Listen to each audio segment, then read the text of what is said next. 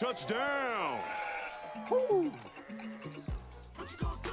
Mountain Dew. My name is Quinteria Perry, and this is my CVCC story. I've graduated from CVCC with my associates in medical assistant, and I received my certification from CVCC. The training that I got from CVC and being prepared to come and do clinicals helped tremendously. I started looking at scholarships, and the Ambassador Scholarship was interesting to me because you did events to earn your scholarship and you meet people. I would recommend CVCC to anyone that asks because of the scholarships, the teachers, the small stuff that you can't get at a university.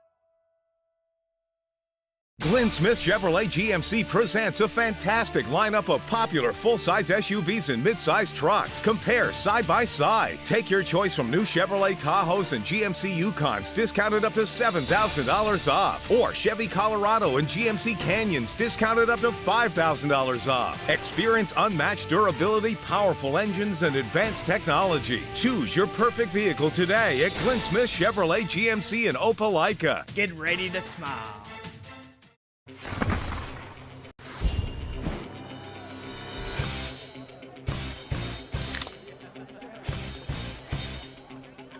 Let's go! Woo! Woo! Yeah! Woo! Football time! Set the tone. Kyle, tie your shoes, tie your shoes. Yeah, good job. Woo! Yeah! Grab a Pepsi Wild Cherry and get wild. Glenn Smith Chevrolet GMC offers popular full-size trucks with a legacy of strength and durability. Side by side, the new Chevrolet Silverado and GMC Sierra 1500s discounted up to $13,000 off. Or big heavy-duty Chevy and GMC 2500s discounted up to $8,000 off. Rugged durability, powerful engines, and advanced technology. Choose your perfect truck today at Glenn Smith Chevrolet GMC in Opelika. Get ready to smile. My name is Sergeant Jason Swells, and this is my CVCC story. Class sizes were not too large. The professors in each class had time to talk. It was almost like a one-on-one experience.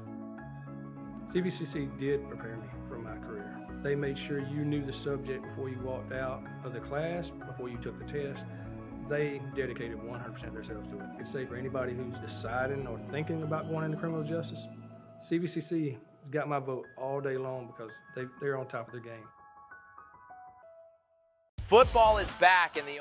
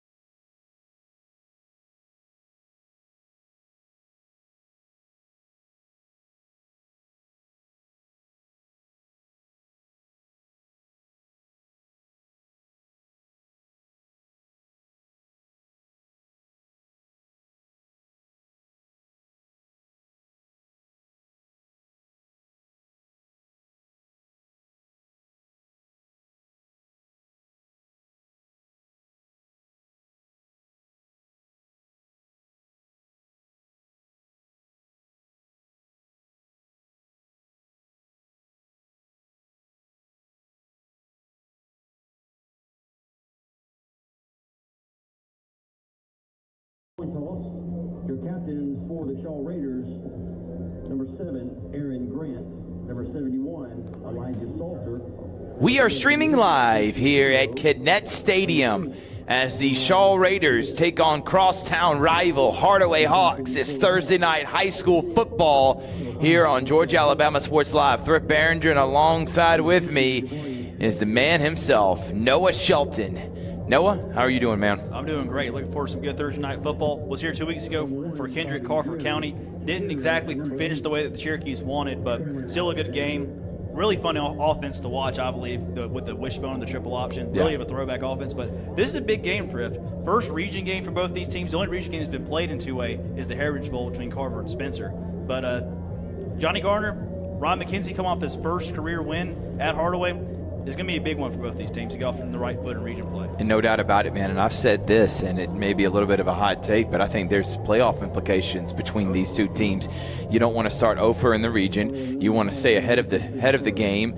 And right now, Hardaway and Shaw coming in this year. Obviously, Hardaway last year 1-9. Coach McKenzie, 0-10, got his first win just a few weeks ago in this stadium on Thursday. Not in this stadium because they lost to BT Washington. It was the next week on the road at Greenville. He got his first win as the Hardaway Hawks head coach. And here come the Hawks. And then simultaneously are the Raiders from Shaw. But Hardaway, they're one of my trendy picks, Noah. You too, when we started our preseason predictions, we said Hardaway would be one of the teams that could make the playoffs this year. They got to win this game. On the flip side, Shaw won this state line showdown against Smith Station, and they haven't won a game since. So they want to get back on the right track as they head into region play. And if Hardaway or Shaw wins this, looking at the schedule coming up, we're talking about over 500 and being a 3, 4, maybe 2 seed in the region. Absolutely a big game. And Hardaway, a game like last week, a 1-point win against Greenville to get your first win in 2 years, I think could be a springboard for this team, especially that Washington game that you mentioned here a couple weeks ago. They could have very easily won that game. Lost 26-25, very hard-fought game. Good to see Ron McKenzie and his squad finally break through. And who knows, once you get one taste of winning, first games are always the hardest to win. So. All right, so here we go. It's time for Thursday Night Football. Buckle up, sit back, relax, and enjoy what should be a hard-fought game between two up-and-coming programs with two up-and-coming coaches. You got Johnny Gardner in his second year and Coach Ryan McKenzie, both of them coming in the same time last year for their respective programs. Noah, and if you're looking at the Shaw Raiders, we know about the prestige and the history and winning championships in the early 2000s, making state championships in the mid-2000s, but it's been some time since they were contender. They think they got the right guy in Johnny Gardner, but this is a win he needs for his program. Well, I think Johnny Gardner's the right man for the job. Played at Alabama State back in his college days, was also on the staff at Northside and at Carver, so he's got experience in the area. He knows what he's doing. It's just maybe going to take a couple years for them to build the program into what they want it to be. But I think Shaw's on the up and coming. This is a big game for them if they want to be in the playoffs this year. Hardaway comes in at 1-2. Shaw comes in 1-2. Shaw had a bye last week. Hardaway had a bye last week. See if we can get the ball teed up, finally kick this thing off. And we got two great quarterbacks. Aaron Grant of Shaw, very athletic young man who has put some people on notice these first couple weeks against Northside, and then Smith Station, and then right, and then Bobby Gary. As we are now underway, the quarterback for Hardaway, we'll talk about him later on. Returning to the 30 and getting hit and brought down is number 3 for the the Shaw Raiders, Sincere Ford, with a decent return. And now they'll set up shop, and let's talk about Aaron Grant. He's a really good quarterback, comes from obviously with his dad who played in the NFL, Michael Grant. But Aaron, you see how big he is and physical he can be, and he loves putting his head down, but he's starting to come in his own in the passing game too, Noah. Yeah, absolutely. And I think both these coaches want to get the run game going to then set up the pass. Both these quarterbacks very, very electric, very dangerous with their feet. Going to be interesting to see which defense can stand up best against it. And there's Grant, passes out, swing, makes one man miss. What a move there from Jamar Williams. That was a nasty cut, and gets a positive 7 yards on first down. Yeah, that was a great swing pass up the near side. Test the perimeter first, then cut it up the middle. It's great game planning by Johnny Gardner and his staff. Aaron Grant has 2 touchdown passes on the season, and they both came against Shaw in that first week.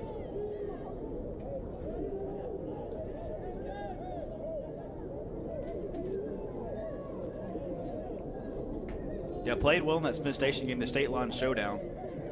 As there's a handoff up the middle, that goes Jamar Williams again. And Williams close to a first down. Yeah, and he gets maybe 3 yards, and it's going to be close to a first down there. Nice pickup, and that's one thing for the Shaw Raiders when talking with Coach Gardner, establishing the line of scrimmage. They did They didn't do a really good job of that in their 2 losses against Northside and Athens Academy. They were pushed up front. And one of the things that Johnny was talking about heading into this season that he thought was going to be a strength for the team is the offensive and defensive line. So they need to establish themselves here early in this one. 3rd and short now for Grant. Williams in the backfield. It looks like, is there 2 number 11s out there? No, that's 18. Because I was like, there's no way there's 2 number 11s. That is a penalty. This is absolutely a big play, though. Talking about the offensive line, 3rd and 1, you just got to trust him. And there goes Grant. And Grant, look at the big body. When he runs, having someone like that, that's like another running back at the quarterback position, Noah. It absolutely is. It's very tough to defend, too. You got 2 very capable runners in the backfield. It always keeps the defense on their heels. And then once you get the running game going, that's when you can take the top off by taking a shot downfield. Aaron Grant now moving the chains, getting it near midfield. The junior quarterback for the Shaw Raiders. Jamar Williams in the backfield now with him. They've stayed in this same set here on the opening drive. Don't be surprised if Grant goes deep. Kingston Long was someone that caught a touchdown pass last year and then getting tackled immediately, shooting out of a cannon is number 6, Traven Bennett. How about that DB and hit, Noah? No, that was absolutely great. He just busted right through the line. But that's a give that Aaron Grant's got to keep. He read the defender. He was going straight for Jamar Williams there on the tackle. And Grant, if you're Johnny Garner, you like to see Grant try to keep that one. Coming into the game now for Shaw at running back is KJ Logan. And it's 2nd down and long. Great defensive call there for Coach McKenzie's team. Nice fall evening, no rain, which is a surprise. And there's a quarterback keep. And look at Grant making people miss, getting all the way close to the first down, the zone read. Watch the DN follow the running back, and guess what? Wide open hole, Noah. No, he had plenty of room to run there, and he slipped there at the end trying to make a cut. I think it's going to be interesting to watch throughout the game with how wet it's been on this artificial turf. Really easy to slip. You got to keep your footing underneath you. 3rd down and short now. Logan still in the game. Another 3rd and 1. Like to see them trust the offensive line again. Long is the receiver to the near side. And like I said, he has thrown 2 touchdown passes. One of them was to Kingston Long. It was a beautiful pass. I was here for that one against Northside. Grant, man in motion. Going to hand it off to Logan. Logan, big hole. And he's going to get a first down and still moving all the way to the 30-yard line. And the speedster gets a first down. Yeah, very tough to take down someone. He's got a low center of gravity, and he's speedy. Very tough to take down. That was a really good read there by Grant to give it up the middle.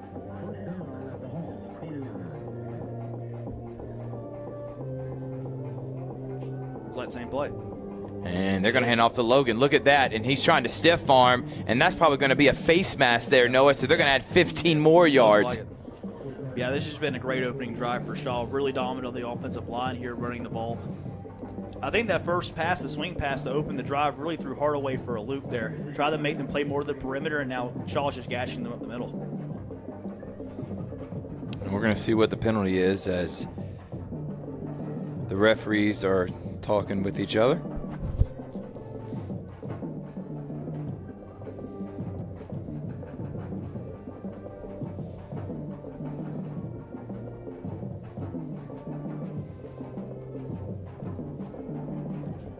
Now they'll have a call, and it is a face mask that's going to go against Hardaway. So great opening drive here for the Shaw Raiders is now they're in the red zone. They're going to be starting now at the 17-yard line. It's been a great opening drive. You got to finish it with the touchdown, though. Now the Raiders, first game they scored against Northside, 12 points. They scored 15 against Smith Station and 13. So they want to make sure they get off to a hot start.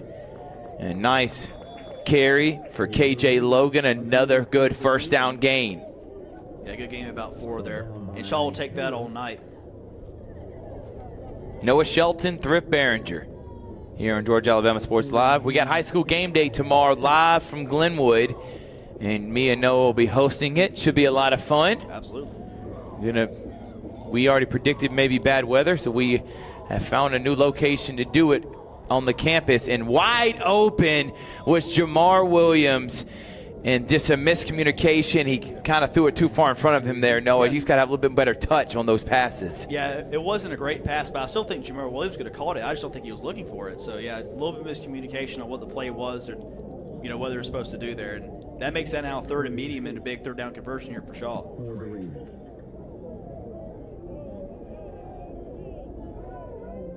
Jamar Williams is the one in the backfield. Grant directing him.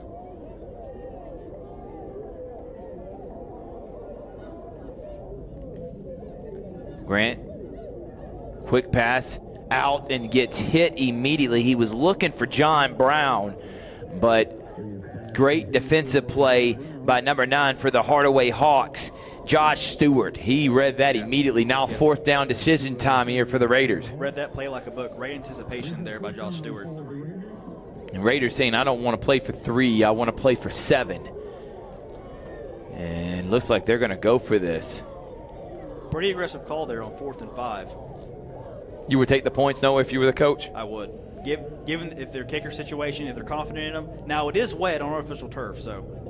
And they're going to low snap. Grant's firing it in there. Caught! No. But not able to bring it in. It hit his hands. That was John Brown. Great pass there, Noah. You got to bring that in and help your quarterback out make a play. It would have been a tough catch over the middle knowing he was going to get hit, but when the ball touches your hands, you got to make the catch. So a great opening drive for Shaw ends with nothing. We'll take a break. You see the play here, hit him right in the hands. Actually, we'll stay right here. We're presented by Pepsi, Glenn Smith Chevrolet, GMC, and CVCC. And here come the Hardaway Hawks. Bobby Gary is his name, Noah Shelton. The freshman who took a beating last year. He was thrown in with the Wolves, but now you're seeing the experience. You're starting to see that confidence come out, and Coach McKenzie thinks he's got a rising star in Gary. He's a trooper, that's for sure. Gary takes a snap. Handoff. Big hold, bouncing it to the outside. Gets about 4. Well, I thought it was 4, but it really was about... About 1 or 2 there, Noah. Well, when you're running out of the shotgun, you're already starting 3 yards behind the line of scrimmage. So really, it was 4. So 2nd and 8 now for the Hardaway Hawks. Noah, Hardaway coming in this game, obviously offensively, it's not even close to the team they were last year. They found something. They scored 14 against Jackson, lost by 1 against Washington, scored 25, and then scored 19 against the Greenville Patriots and got the first win in the Coach McKenzie era. Gary throws it out. Makes one man miss. Keeps moving his feet. Gets thrown down, but a first down. Great blocking there from Hardaway as Adrian Taylor moves the chains. Yeah, now, great play design there. They're testing the perimeter there as well. Good chess match now between the offensive defensive coordinators.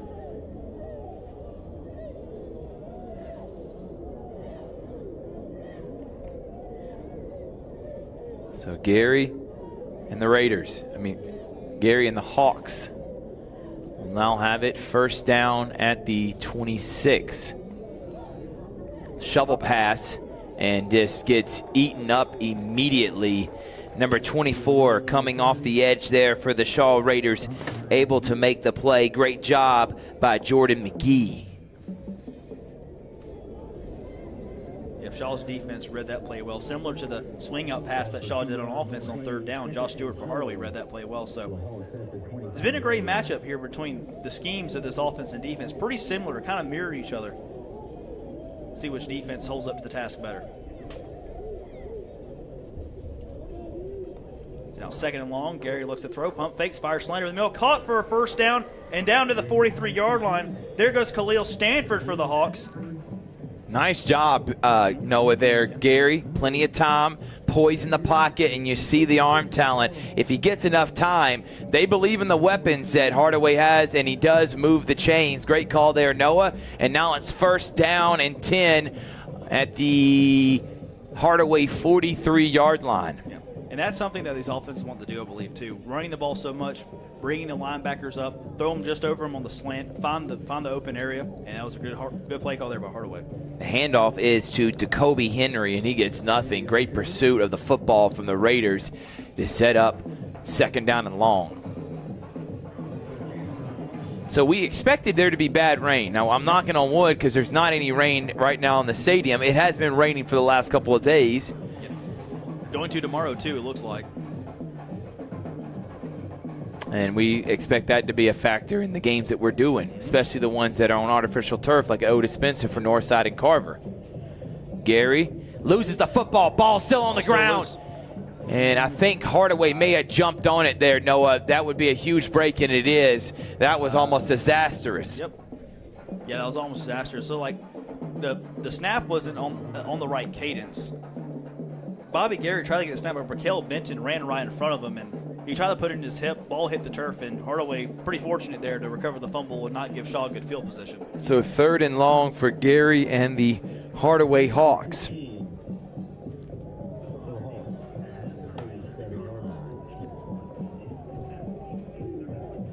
Third and long.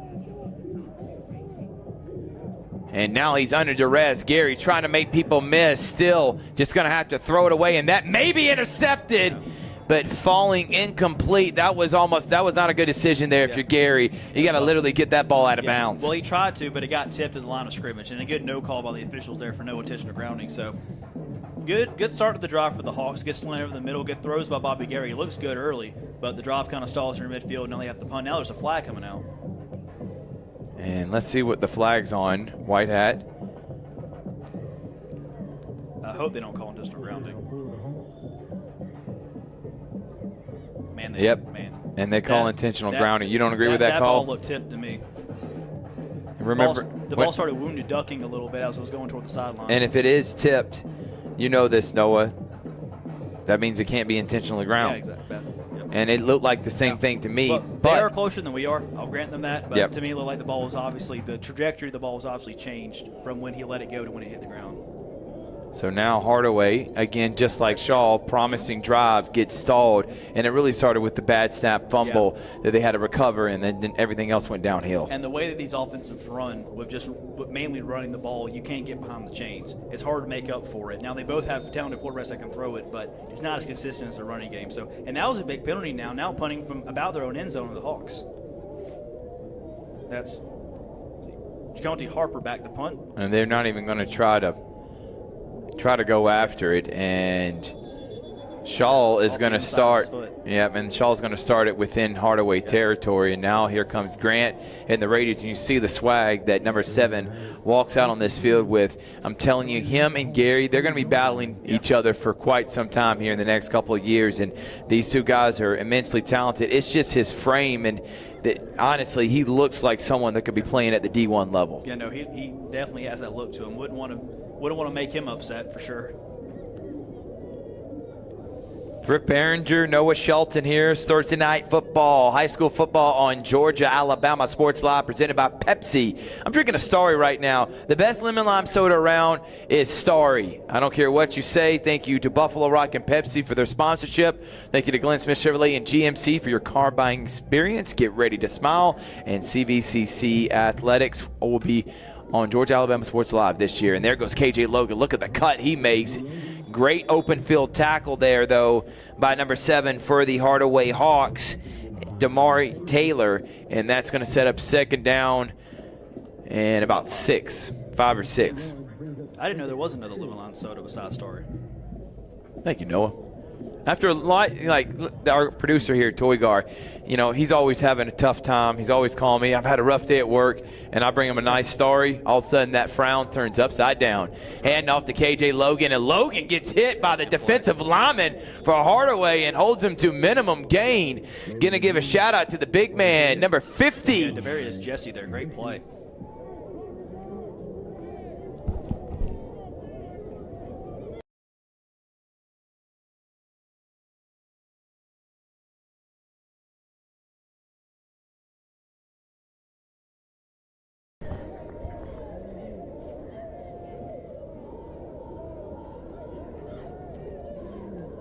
Grant, handoff, no, he's going to keep it, and then reads the defensive end, but there you just said it, and Grant's going all the way down inside the goal to about the 5-yard line, but that's coming back. You saw it automatically, didn't you, Noah? Looks like it. It was a great pull by Grant. Really fooled the whole Hardaway defense. He fooled me. Shifted to the left. Right. And he ran to the right, but I think, they're going to call a hold and let the right tackle held there just a little bit. He didn't need to, really, because he had 2 blockers on 1 defender. Right. But just that's a costly mistake for Shaw. Cost him a good shot for a touchdown. Ball would have been near the 5-yard line. Yeah, and Aaron Grant, as you made mention, he had faked out pretty much everyone on the defense on the keeper. And even if he didn't get his hands on him and block the guy, I'm thinking Grant's athletic enough. You got to trust your quarterback there. He's going to get around him. But he started getting nervous, felt like he didn't want to let his teammate down, and then ends up holding on for dear life and getting a penalty. So now what was 3rd and short is now 3rd and 15 for Grant and the Raiders. Trips to the near side. Marquell Charleston on the far. Grant keeps it, and Grant trying to bounce it to the outside, and there's that big man again. That's right, number 50, Devarius Jesse, another blew up the offensive line for the Raiders again there. Now 4th and long. Interesting play call there on 3rd and 14 to run the ball. Maybe thinking they're going to go for it. They got some yardage, but good defensive play by Hardaway, and I believe Shaw's going to have to punt now. And it looked like very similar to the previous play on the zone read and then keeping it bouncing to the outside for the quarterback. Yeah, they've ran a couple of the same plays. They ran 2 of the same play in a row. The handoff to the near side to K.J. Logan on the last drive. And you can see Aaron, looks like he's a little bit out of breath coming to the sideline right now, but great effort by him on that. And obviously that long touchdown run, he had to come run all the way back down the field because of the penalty. And there's another penalty, and this is going to probably be illegal motion on the Raiders. Yeah, it's false start against Shaw, so now you really got to punt it.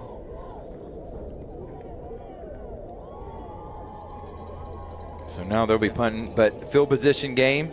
Maybe they can pin Hardaway back and feel like a turnover, because then you saw last time, bad snap, you can get a free points or near the goal line if Hardaway's not careful. Yeah, low-scoring games like this, special teams are crucial.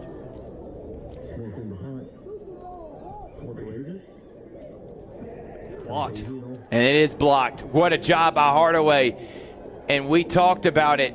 Are they going to pin him back? And just everything going wrong. And it's like both teams are mirroring each other on how they're starting this game, getting off to a hot start and then going backwards. There, Shaw starts good field position, has a great play that turns into a holding, that turns into a blocked punt, that now has Hardaway starting near midfield. Yeah, it's really been 1 step forward, 2 steps backwards so far for these offenses.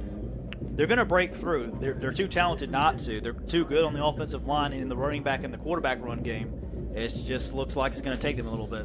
48 seconds remaining in the first quarter. I can't believe the first quarter's already gone by that fast. Bobby Gary now and the Hardaway Hawks starting at their own 48. He's going to get the ball out quickly, but his receiver, Markel Birch, was not even paying attention to him, and he was almost intercepted there, Noah. Yeah, it was good defense. You could have argued maybe for a flag, looked like he may have tugged the jersey a little bit, but good defense, and I don't think he was looking for the ball either. So another looks like we may have some miscommunication like Shaw had down to the 15-yard line on their opening drive of the game. We expect this to be a highly contested game that should be going all the way down to the wire. 45 seconds here left in the first quarter. Gary takes the snap, looking, and is going to be taken down for a sack. Yes, Jamari Spellers there helping out Ja'Cory Harper there on the sack. Nice job by both of them getting pressure on Gary, and now you got 3rd and close to 20. And that site's just all too familiar for these Hardaway Hawks, especially a lot from last year.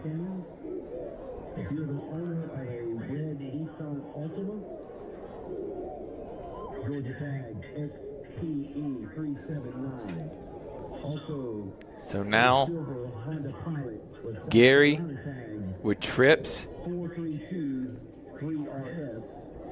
looking, firing over the middle, and that was almost intercepted. Great coverage there by number 3 for the Shaw Raiders. Yeah, William Little there with good coverage. It was a good throw by Gary, but Little was just sitting there playing center field, and he nearly intercepted it. So that's going to be the last play of the first quarter. Very entertaining game going. Start the second here in just a moment. It's 0-0 on Shaw and Hardaway, Georgia Alabama Sports Live. delicious food from Zaxby's. They're a proud sponsor of Georgia-Alabama Sports Live. And I can tell you that everyone on this team loves their chicken. Get all the favorites, such as their signature chicken sandwich, or try the new chicken finger tacos with your favorite drink. From amazing salads, wings, chicken fingers, and some of the best drinks around, there isn't a better way to enjoy our broadcast without getting some fantastic meals from Zaxby's. Check out the two here in Phoenix City, one off Crawford Road and the other on US 80. Thank you again to Zaxby's for sponsoring Georgia-Alabama Sports Live, and make sure you call them for all your catering and tailgating needs this football season.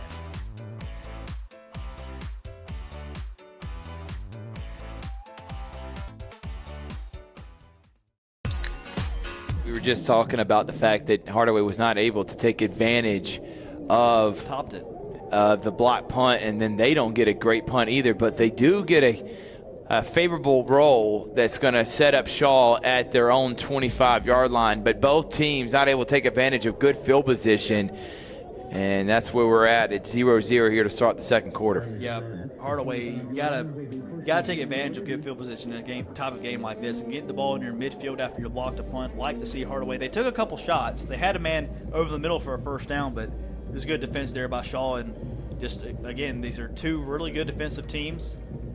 Both offenses try to run the ball. This is the kind of game you're going to get. We want to say thank you to Pepsi. When you're watching sports, you need a great refreshing drink. Pepsi is for you. And we want to say shout out to Buffalo Rock for their support of all things on Georgia-Alabama Sports Live. All right, Aaron Grant and the Raiders, who have moved the football pretty good on the first drive. Second drive had a couple problems that turned into punting it. And there goes Jamari Williams. And Williams turns nothing into something, and then gets a great push from his teammates and moves the chains, and that's a 15-yard gain there, Noah. And the Shaw bench really like that one, and I do too. That's great effort there by Jamar Williams there on the outside. And they've stretched the ball to the perimeter with him a few times. Pretty speedy player. There's a lot of speed on both of these teams, but again, maybe Shaw trying to stretch the defense out so they can attack him at the middle again. We're live on our Facebook page. Make sure to like. And we're also live on YouTube channel. Make sure you're subscribing. And there goes Jamari Williams. And Williams gets another 9-yard, 10-yard gallop close to a first down. How about the offensive line from Shaw here? Oh, they're playing well. And that was a good play by Cameron Alexander by the Hawks to get off his block. Because if he doesn't make that tackle, he may have been to the house. First down. And they're going to say illegal movement on Shaw. That tends to happen when you go fast.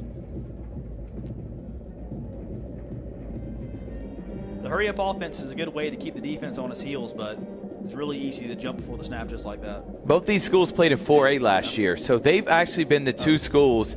So the penalty, actually, they're going to say it is on Hardaway, but a timeout right now. So that's what it is. They wanted a timeout.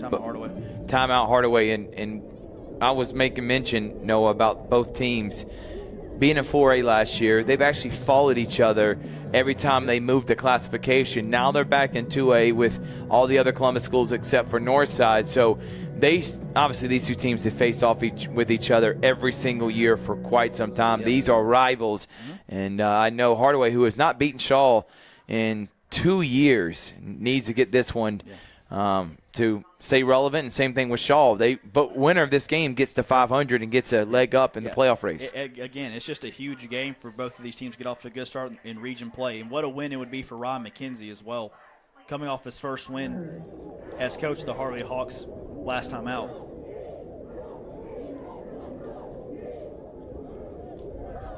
And it's good to see some regionality in these regions here in Georgia, because the way that the rest of football is going is not doing that so much.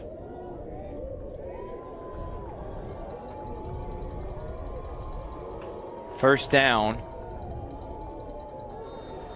at the 49. Grant trying to get the play call in. Williams And Grant's going to keep it. Grant's going to maneuver around the pocket. He's still on his feet. And they're having a tough time tackling the backs from Shaw. And now that's another 8-yard gain on first down. And they're just moving the sticks. Great job by Aaron Grant. For one, great feet work there, Noah. And then two, it's hard to bring him down because how physical he is. Yeah, no, he's just I bet he's the strongest man on the field. Benches the most, squats the most. And they did this on their first drive too, but it's just, can they finish in the red zone? If they're not going to kick field goals, can they convert on those third and fourth downs when the field shrinks like that? Second down and short. Grant, Williams gets ridden down, and we've called number 50's number a lot this quarter. Devarius Jesse's having himself a game. The rest of the Hardaway defensive line is struggling to hold up against the Shaw offensive line, but not him. He's played great so far in the early going. So third down and short now. He's going to have to come off the field now, though. Now he's going to go down. Look like he may twisted his ankle or something. So there's an injured player. We'll take a timeout. It's Shaw and Hardaway. 10 minutes left in the second quarter on Georgia Alabama Sports Live.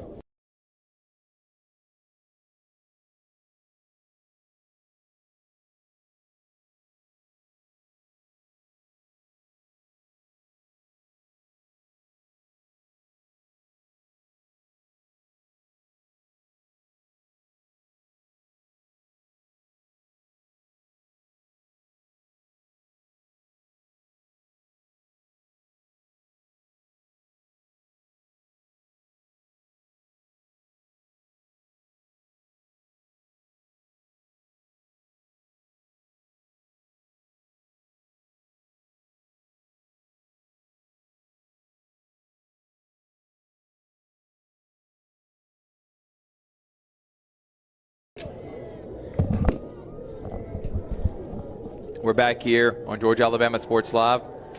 We hope Jesse's okay and we'll be back on the field. Look, he came up big gimpy there. Third down and short for Grant. And the Raiders. They've done well in third and short conversion so far. And he hands it off, and another big-time gain for a first down. Julian Harris was the one that touched it there, but he was 8 yards downfield before a white jersey even got a hand on him.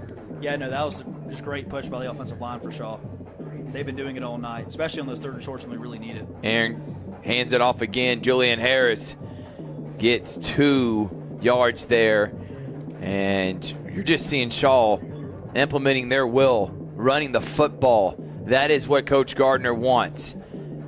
Yeah. He wants balanced attack, but he wants to do it, run the football and pass when needed, not passing out of necessity. No, I would just keep running it until Hardaway can stop it here on this drive. They've driven right down the field just with the option between Aaron Grant, and his trio of running backs, so it's working. And he throws a pass that is fired. I mean, Trenton Patton had his hands on the football. Grant he throws fire rockets. That was a 100-mile-an-hour fastball there, high and tight, but still, hands get on the ball, you got to catch it if you're Trenton Patton. And now that makes it third and long, which is where Shaw doesn't want to be. Exactly. Staying behind the sticks and a must-pass situation. That's exactly where Shaw doesn't want to be. They want to be third and short.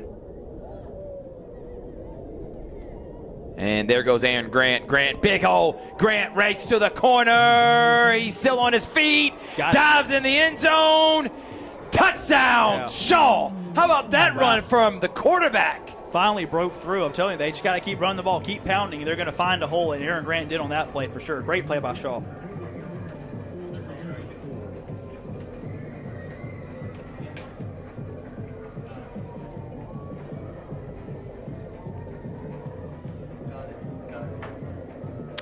So a touchdown drive. Finally, Raiders get on the board, and Aaron Grant did it off of his legs. Busts into the secondary and ran past everyone as he dives in the end zone. An extra point on the way is up and good. And the Raiders go up 7-0 here on Georgia Alabama Sports Live.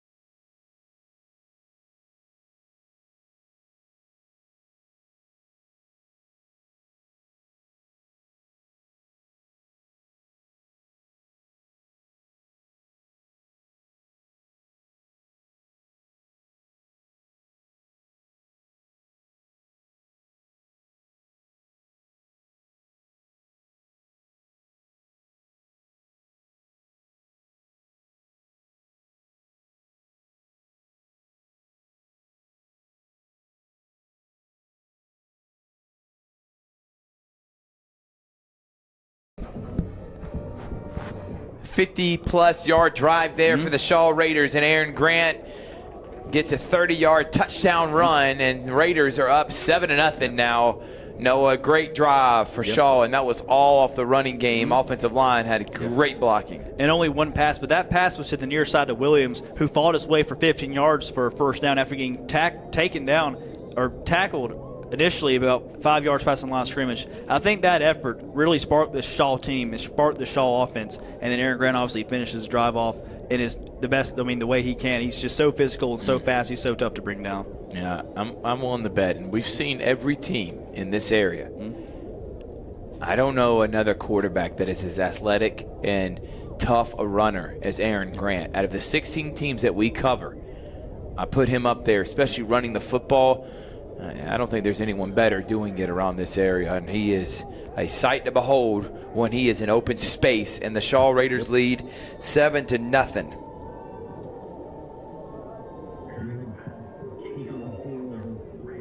And returning it for Shaw, out to the 25, the 30. Burton now to the 40. Excuse me. Markel Benton. Yeah, Markel Benton, Makai Benton's brother, who's now playing, who was the all-region player for the Hardaway basketball team last year, who's now playing at CSU, my alma mater. But Markel gets Hardaway great field position, but Hardaway the same thing as Shaw. If they need to stay ahead of the sticks, they need to make it 3rd and 4, 3rd and 3, not 3rd and 15. And then obviously if the run game will then open up the passing game, you know Bobby Gary can put it on a dime anywhere. No, he absolutely can. It's just, and when your offense is on the sideline for so long with how Shaw's been running the ball and holding the ball and chewing the clock, it's hard to get in a rhythm offensively. Benton in motion. He's going to throw a screen pass out to Markel Benton. Markel Benton's got a great block, and there goes Markel Benton to the 40, down inside the 40 to the 37-yard line. Great call. Coach McKenzie getting his playmaker in space. You know, that was a great play call and a perfect throw there by Bobby Gary. Didn't have to look behind him to come back to the ball. Markel Benton, it led him. He caught it in stride, and he kept his speed down the sideline. Great play there by Hardaway. Markel Birch, Adrian Taylor, and William Little are the three receivers all to the near side, and there goes same play Benton. Yeah, just going to go to the opposite side, flip it, but this time Shaw was all over it and no gain, and makes it 2nd down. Yeah, that was a good adjustment there by the Shaw defense. I think they saw that one coming a little bit.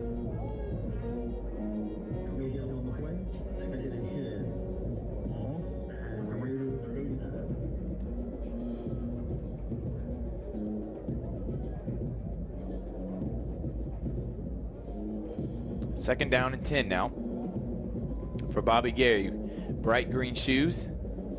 Can't miss those. Cannot, which I like them. Oh, yeah. They remind me of like the Kobe Grinches, who were one of my favorite shoes of all time.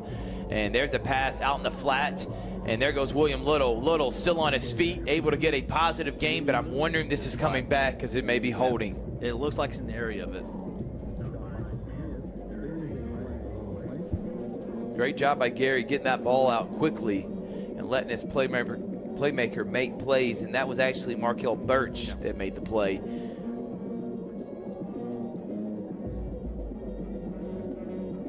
Deliberation from the officials. Oh, and they're waving off the flag. So, solid game. I guess they're going to redo the down. Why? Oh, okay. So they are going to move the down marker to where he went out of bounds to set up 2nd down and short.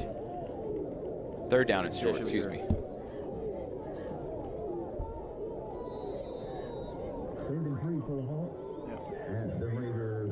We've talked a lot about Shaw's offensive line. Hardaway's got some big boys up front as well. No doubt about it.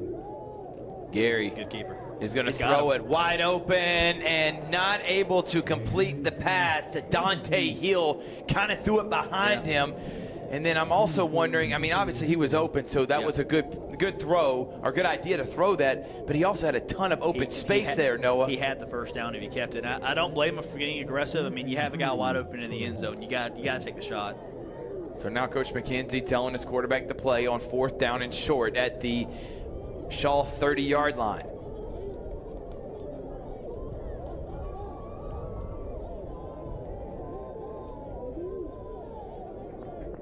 You have to think you keep the ball in Bobby Gary's hands here.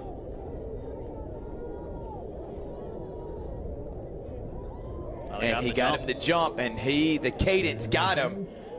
Yep. And that's going to be a first down, Noah. You just said he's probably going to try to get him to jump. I don't even know if they had a play in at that point, but able to get a first down. Nice job by Gary and that good discipline from the offensive line. Well, it's just there's a lot of options there at the 30-yard line. You could try to make him jump, and if you're going to punt it, if they don't jump anyway, you could just take the delay of game. Don't waste a timeout. At the 30-yard line, a 47-yard field goal in these field conditions is probably too long to attempt one. So I think it was a good play there by Hardaway. First Smart down. decision. First down at the 25. Gary. Broken play. He's going to have to take off and run, trying to direct his receiver, but not able to, and he is actually going to lose about 3 yards, maybe 2. Yeah, Noah Hart there. Good tackle, good pursuit there, Bobby Gary. He's not easy to take down either. We've talked about Aaron Grant, his physicality and his speed, running it for Shaw. Bobby Gary's a tall, physical player as well. And it was a broken play, obviously, at the high snap that he was able to one hand. Second down and 12. Gary. Snap. Looking, rolling out. Firing to Dante Hill and almost picked off. Yeah, that was a great defensive play there by Kyrie Fegans for Shaw. Read the play, jumped the route, and nearly intercepted it. And this is where we've talked about this. Noah Hardaway does not like being, which is 3rd and long, but I think this is 4-down territory. 3rd and 12 for the Hawks at the Raiders 27.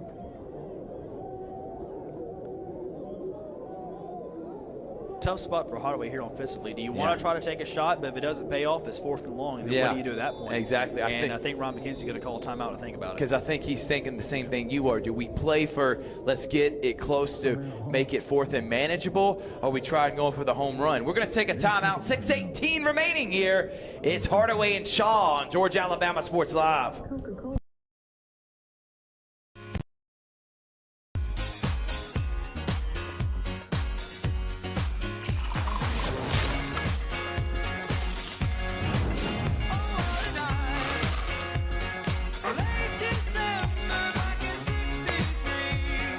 Get your grills out this summer with Pepsi, the official beverage of Grills Night Out.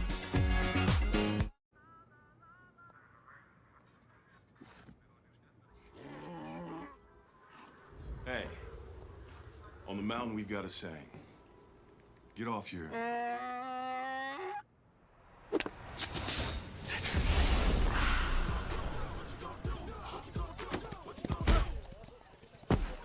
Touchdown! Woo! Mountain Dew. Doing the do is Aaron Grant. Try not to be corny there, but I'm sorry. That was a great Mountain Dew commercial. Happens to the best of us. Aaron Grant with a touchdown run, but now Bobby Gary, who can, obviously, you're seeing the firepower in his arm. This guy can make any throw on the field. He can throw it 60 yards easily, flat-footed. Got an incredible arm, and now Gary's going to take the snap. Gary looking, firing, and caught. There is all the way stopped at the 1-yard line. Nice pass there to number 2, Markel Birch. That was a very clutch throw there by Bobby Gary. Big time. And again, there's the poise, because some people, young quarterbacks, may take off and run there. He kept waiting and then got his eyes on his target, and it's like they knew, all right, this is where I'm going to throw the football. You need to turn around, find an open spot, first down. Yeah, and because of Bobby Gary's mobility, the 2 linebackers here on the right side of the field had to stay put. They couldn't go back in coverage, because if they did, Bobby Gary could have ran at the sticks. Markel Benton in the backfield. 1st and goal down for Hardaway. Hand off to Benton. Benton cross the goal line. Touchdown, Hardaway. Nice blocking up front, but that was off the arm of Mr. Bobby Gary, and Markel Benton puts it in for 6. Yeah, what poise by Bobby Gary there. They come back from the missed touchdown he had wide open in the end zone. to come back and make a great throw on 3rd down for the conversion to get the ball down to the 1, and then Birch finished it off. Great drive there by Hardaway. Great response to the Shaw touchdown. Now Hardaway will try to tie it with the extra point. I think it's going to be an extra point. No, it's not. No, it's not. Swinging door, he dropped it. And they tried to set up a 2-point conversion. They were having basically looked like a screen to Markel Benton. He was not able to hold on to the football, incomplete. But Hardaway does score a touchdown and answers the bell after Shaw went up 7-0. We got a good one here on Georgia Alabama Sports Live, Thursday Night Football.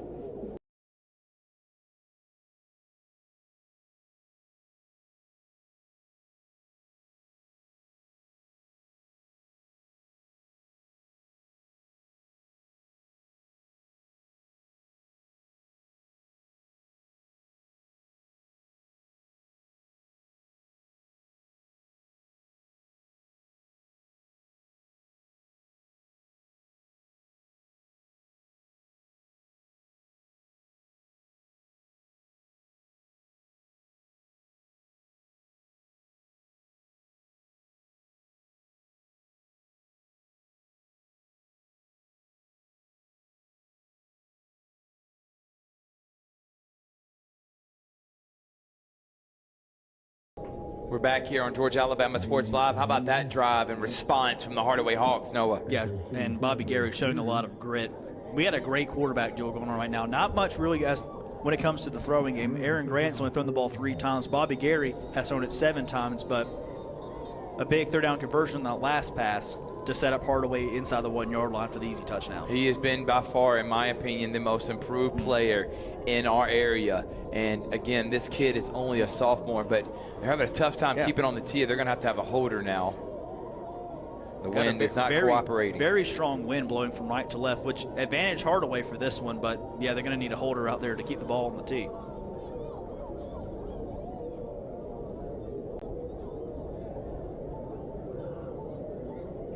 You smell like thrift? It smells like fall. Most wonderful time of the year. We'll take fall over 98-degree weather that we had 3 weeks ago when we were doing the Carver-Spencer game. It was way too hot.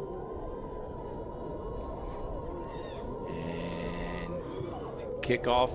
Yeah, look at the wind push that ball. Is going to be returnable to the 25, the 30. Still on his feet, made 2 people miss. Now got blocking in front, and he's got to the 50, still on his feet. And finally brought down at the 40-yard line, but a great return for the Shaw Raiders as they'll start in excellent field position. Nice job by number 40, Eddie Laumali. I hope I'm saying that right, but Laumali with a great return. And for Hardaway there, Cameron Alexander with, I believe, his 2nd touchdown-saving tackle, as he had a tackle on Aaron Grant on Shaw's last drive. Shaw ended up scoring a touchdown anyway, but got to give it to him. He's trying to keep the Raiders out of the end zone the best he can. So it seems like the Raiders, other than one drive, start pretty much in Hardaway territory at the 40. In a low-scoring slugfest like this, field position is very, very important. And there goes KJ Logan, and Logan's racing to the 15. Logan finally brought out of bounds, but not before a huge gain. And Shaw's inside the red zone already after one play. Logan, you're seeing the speed for number 4 in black. And I'm seeing the Shaw offensive line take over right now as well.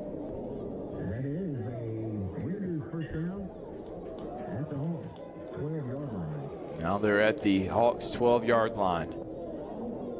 This has been all Shaw running the football here in this 2nd quarter. Already knocking on the doorstep again, trying to get touchdown number 2.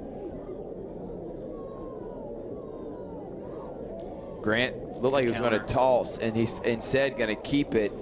And he finally is brought down, but not before an 8-yard gain, set up 2nd down and short at the 5. Yeah, that was a good play design there by the Raiders. Grant faking the toss sweep to the near side, kept it on the counter going inside. Good gain on the play, 2nd and 2 from the 5. Grant hands off to Logan. Logan brought down immediately, and it's going to set up 3rd down and short now. Yeah, good stand there by Hardaway. They're still missing Devarius Jesse there on the defensive line, who went out with an injury earlier. Now they got another Hawk down. Looks like it may be a cramp. We'll be right back after this here on Georgia Alabama Sports Live.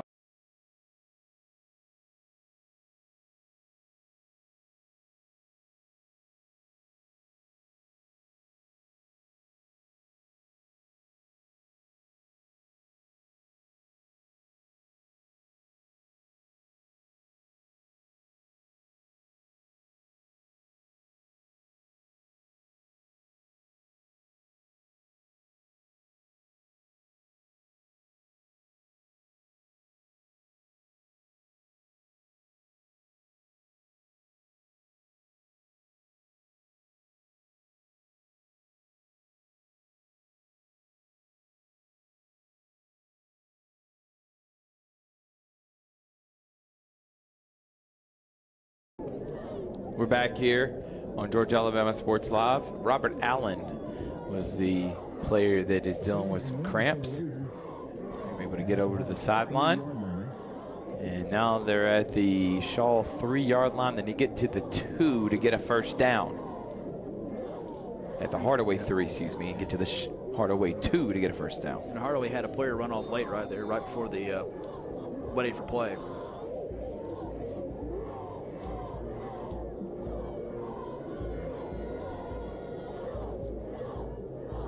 Snap, handoff, first down, and gets stopped right short of the goal line.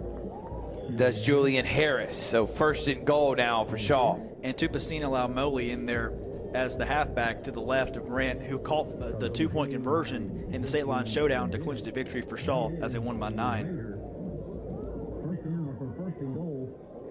First and goal now for the Raiders.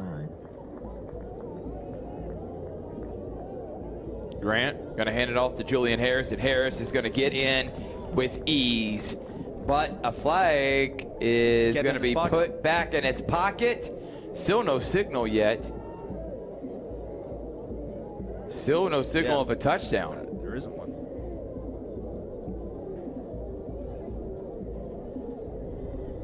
They're still talking about it.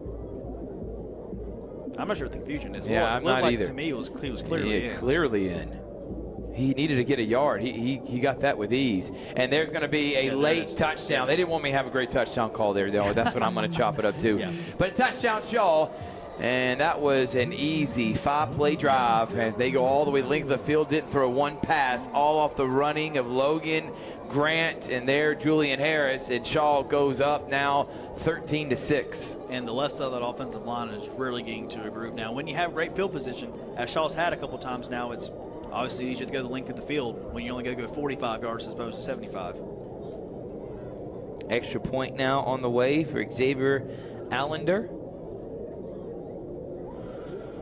And Allender's kick is blocked. Can't be returned. But the Raiders go up by 7. Now it's Hardaway's turn to respond here on Thursday Night Football.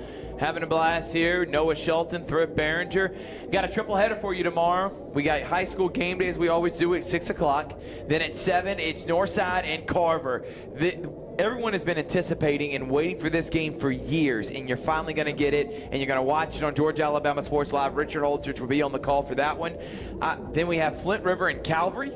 We have Flint River, who won a state championship in the GIAA last year. Calvary, who made it to the Gap State Championship. That's at 7:30. And at 8 o'clock, Childersburg and Glenwood. Noah, we'll be there for that. You won't be on the call as you're the PA announcer for Glenwood home games, but I'll be there with Mike Peacock, and you can watch all those games on Georgia Alabama Sports Live. 7-point game after Hardaway went for 2 with a swinging gate 2-point trick play that wasn't successful. So almost back to even now. 7-point lead for Shaw. About 6 seconds under 4 minutes left here in the first half, which has been a fairly quick first half. But usually these last couple minutes always last longer than the other minutes. And by my count, there's only been a combined 10 total passes in the game so far. So that helps move things along pretty quickly too.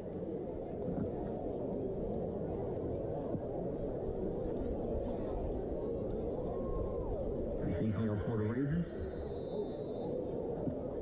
Stadium Burrett. And that one's going to be kicked to Benton. Benton gets it. And Benton gets to the 30 before he's finally brought down at about the 34. And we got a scuffle in midfield. Little extracurricular activities. No flag, though. Great job by the referee. Breaking it up. No reason to penalize anyone. Move forward. Let's play the game. Decent return there for the Hawks, too.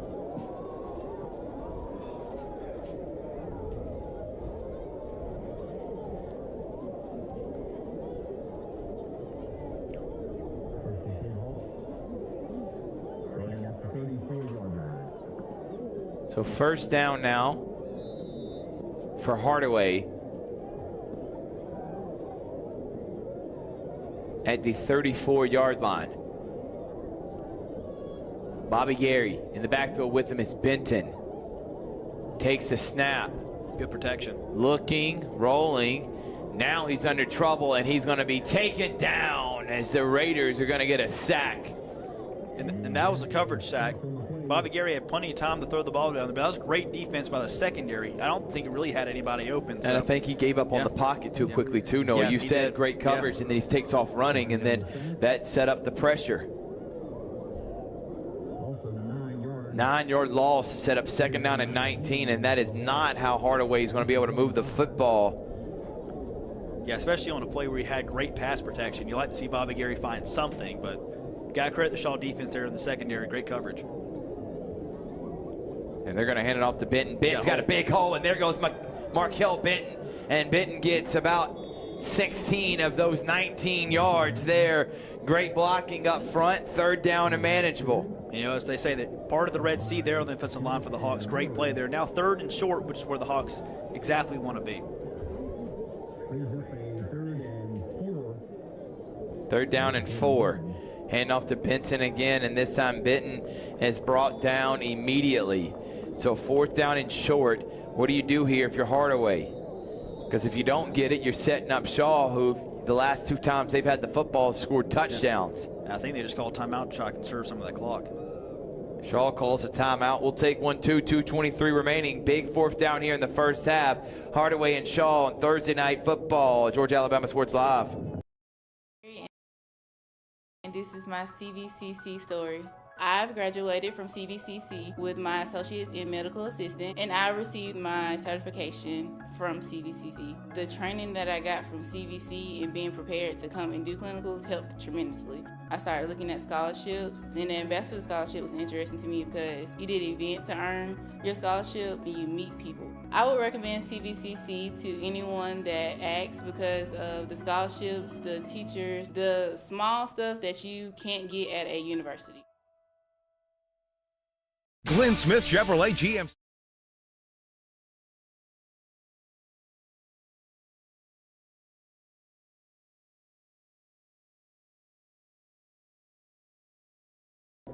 We're back here on Georgia Alabama Sports Live.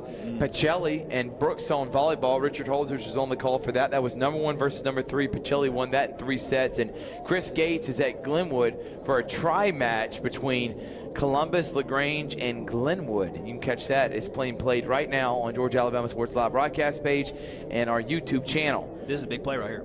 And they're going to throw it out to Benton. Benton is going to have to make something out of nothing, and I think he's able to. The blocking wasn't great. I think that was all first down. Benton, and they're going to say first down, moves the chain. How about that from number 5 and White there, Noah? That was a gutsy play call there.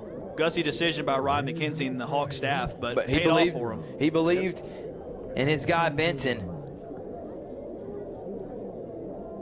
who is a senior this year. So Benton getting a big play, one of those senior leaders on this Hardaway team. Moves to 6.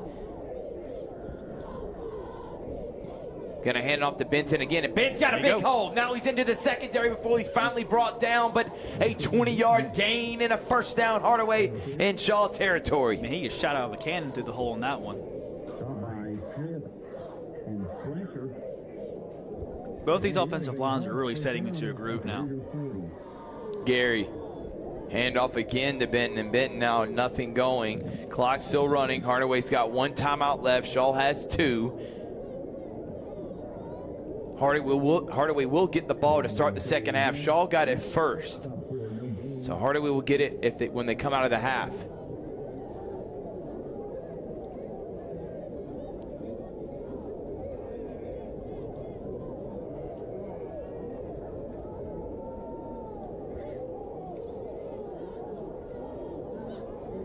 Starting to rain a little bit.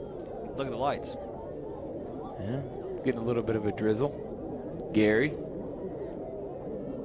rolls right into the pressure, gets a block.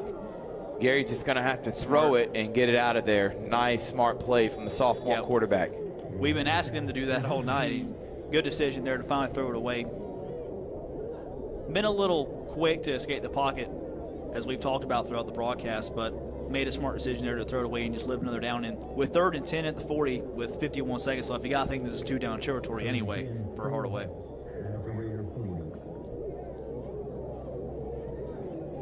Third down now for Hardaway. Look at number 10, Dante Hill. He's a favorite target of his when he's going deep, the speedster, who's on the far side near the hash. We've got the Jacoby Henry in the backfield, Gary here. Gary going to hand it off to Henry, and Henry is going to slither through and get close to a first down, 4th down, and maybe 1 now for Hardaway as we're under 40 seconds remaining here in the first half. You would think a little bit of sense of urgency right now for Hardaway to try to get points on the board. If you're going to go for it now. 4th and 1. Hand off to Benton, and Benton's going to get a first down. Going to stop the clock momentarily.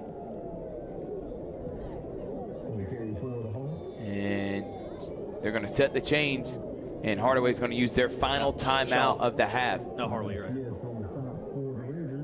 Now, if you're Hardaway, you're at about the 23-yard line. Noah, you probably got maybe at least 2, maybe 3 plays here to get a touchdown. Yeah, and with the conditions right now, I really don't know if field goals in the question or in the cards. So you got to think they're going to take 2 or 3 shots to the end zone, because if you're tackled in bounds, especially if you're short of the sticks, chances are the half's over. It's 13-6. Shaw is on top of Hardaway. Thank you to Terry Johnson Agency and State Farm Carroll Purdue for their support of what we do here on Georgia Alabama Sports Live. If you're a sponsor that's looking to be a part of what we do, all you got to do is contact myself, Richard Holdridge. You can DM Georgia Alabama Sports Live. Coming up at the half, Richard Holdridge will have an interview with the Shaw Athletics Director, Blair Harrison, here on Georgia Alabama Sports Live. Looking forward to hearing that, so don't go anywhere. At halftime, Bobby Gary looking, not a lot of time, throws it.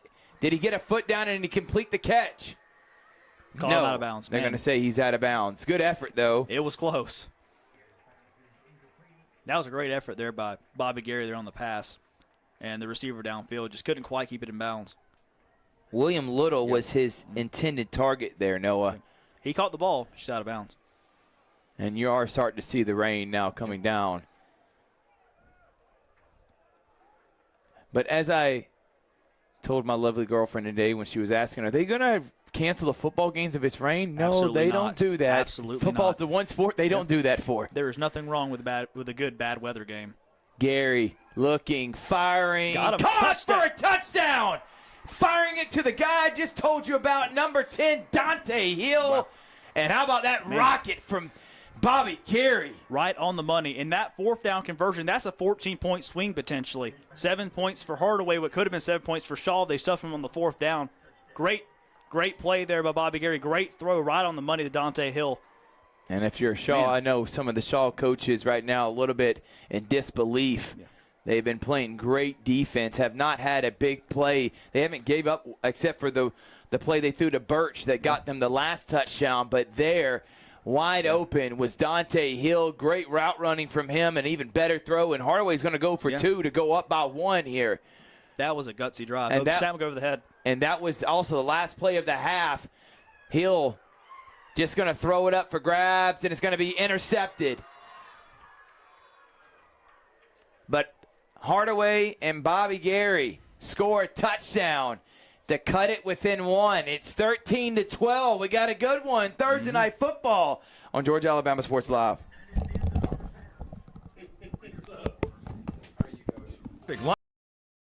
Lineup of popular full-size SUVs and mid-size trucks. Compare side by side. Take your choice from new Chevrolet Tahoes and GMC Yukons, discounted up to $7,000 off. Or Chevy Colorado and GMC Canyons, discounted up to $5,000 off. Experience unmatched durability, powerful engines, and advanced technology. Choose your perfect vehicle today at Clint Smith Chevrolet GMC in Opelika. Get ready to smile.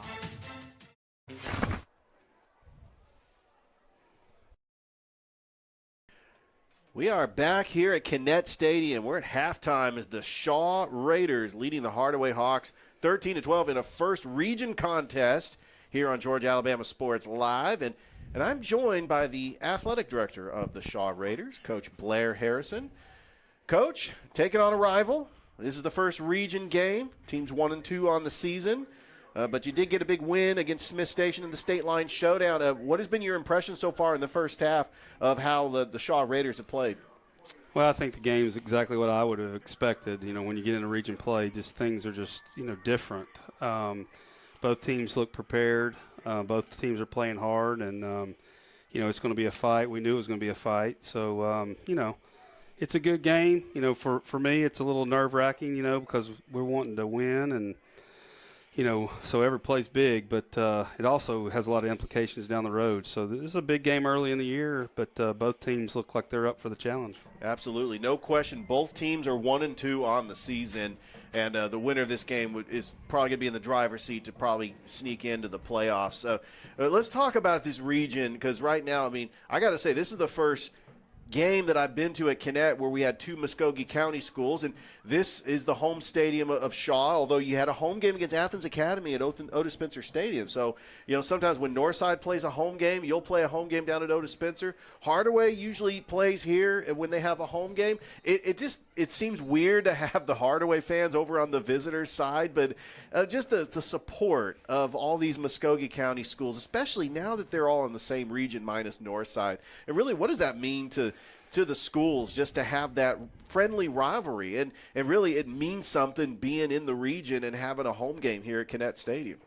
Yeah, I think that we're all looking forward to this new region, hopefully to increase revenue for our athletic programs, get more people out to watch us play, not playing people from 2 hours away.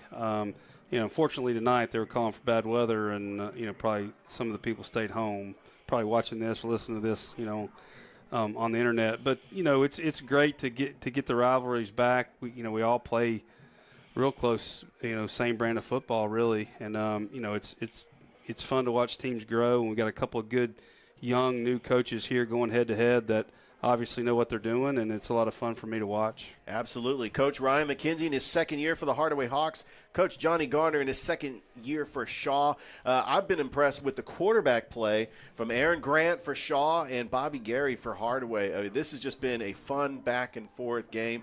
Coach, let's talk about your other athletic programs right now. The Shaw softball team is looking pretty good. The volleyball team looks like they're competing up there in the region with the Hardaways and the Columbuses. We've had an opportunity to call several games of volleyball and softball in Georgia Alabama Sports Live. When it comes to fall sports, it seems like all the focus is on football. But you as the athletic director, how are you balancing making sure that you're present there and giving them the support? Because, they've got some pretty good teams. And I got to say, I'm very impressed with the support from the Shaw fans going to the softball and volleyball games in the fall. And you also have a cross-country meet that happened on Tuesday. So you got a lot of stuff going on in the fall. Yeah, and we're just starting flag football. That's right. So, the coaches, we do a lot for them behind the scenes. We try to get them everything they need to be successful. I have a great staff that I work with in the athletic department that helps me support them and get out and, watch them play. It is tough to be everywhere, and I do not try to be. I'm not going to, lie about that or try to get around it. I have 2 young guys at my house playing football and fall baseball that my administration lets me get out to see as much as I can. So I'm still getting to be a dad, but I do a lot of the work for our teams, behind the scenes, way before they get out here on the field. But they know we support them, and I think and I feel like we're trending in the right direction at Shaw. I feel it every time I go to an event. Things are just different, and I like where we're headed, and I like all the coaches that we have, and our kids are learning how to compete and win and finish games and things like that they haven't been able to do in the past, and the recent past. But I'm just proud to be a part of it, and I do think all the time, I appreciate the people that came before me that laid the foundation, and it's an honor to walk the same halls that some of the famous people that have walked those halls. To get me to get to do that has been really a pleasure, and I take pride in what I do, and I try to do everything to try to make those people happy and keep the thing going. Well, Coach, we appreciate you as the AD of Shaw, and we want to support Shaw Athletics here on Georgia Alabama Sports Live, as along with the other Muskogee County schools. Enjoy the second half, and let's hope that Shaw can come out and get their first region win of the season. Yeah, it'd be great for us. But both teams are doing a great job. Both quarterbacks, like you said earlier, really hanging in there. Real impressive. 2 different type of kids, but yeah, thank you and thanks for having us. And go Raiders. All right, that is the athletic director of the Shaw Raiders, Coach Blair Harrison. We're going to take a break. We're at halftime. The Shaw Raiders lead the Hardaway Hawks 13-12, and we'll be back on Georgia Alabama Sports Live.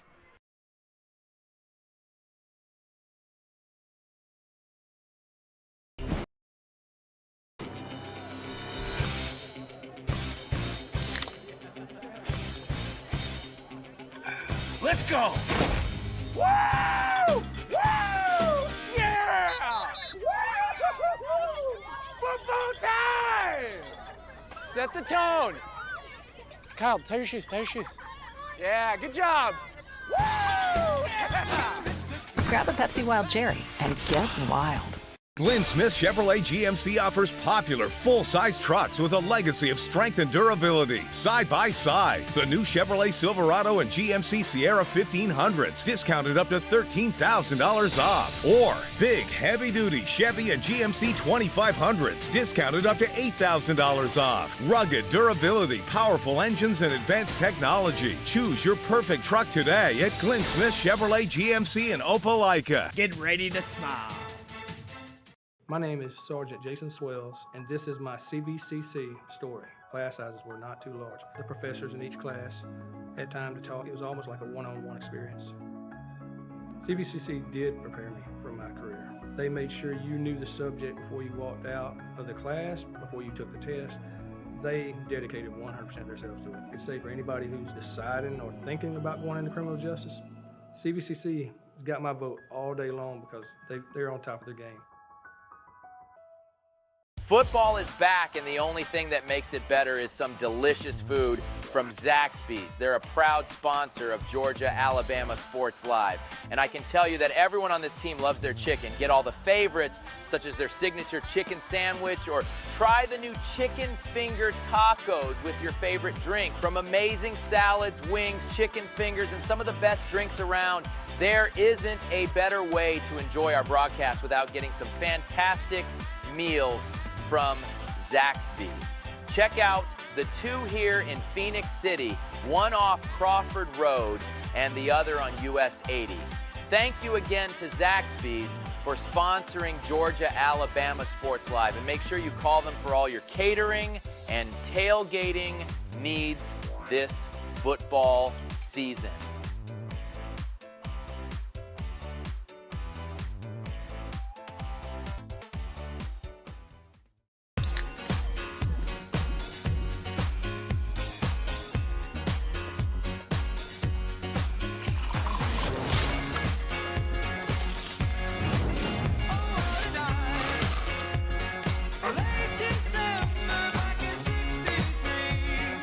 Get your girls out this summer with Pepsi, the official beverage of Girls' Night Out.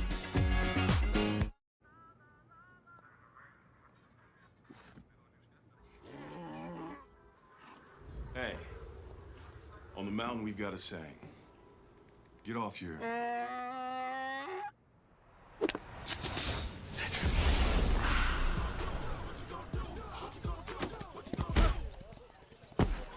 Touchdown! Woo! Mountain Dew! My name is Quinteria Perry, and this is my CVCC story. I've graduated from CVCC with my associates in medical assistant, and I received my certification from CVCC. The training that I got from CVC and being prepared to come and do clinicals helped tremendously. I started looking at scholarships, and the ambassador scholarship was interesting to me because you did an event to earn your scholarship and you meet people. I would recommend CVCC to anyone that asks because of the scholarships, the teachers, the small stuff that you can't get at a university.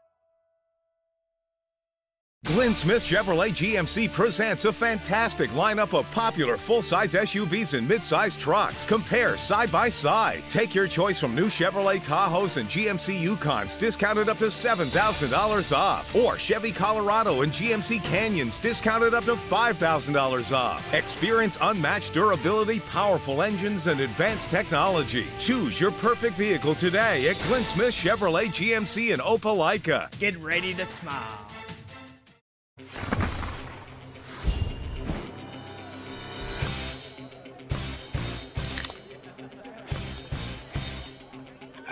Let's go! Woo! Woo! Yeah! Woo! Football time! Set the tone. Kyle, tie your shoes, tie your shoes. Yeah, good job. Woo! Yeah! Grab a Pepsi Wild Cherry and get wild. Glenn Smith Chevrolet GMC offers popular full-size trucks with a legacy of strength and durability. Side by side, the new Chevrolet Silverado and GMC Sierra 1500s, discounted up to $13,000 off. Or big, heavy-duty Chevy and GMC 2500s, discounted up to $8,000 off. Rugged durability, powerful engines, and advanced technology. Choose your perfect truck today at Glenn Smith Chevrolet GMC in Opelika. Get ready to smile.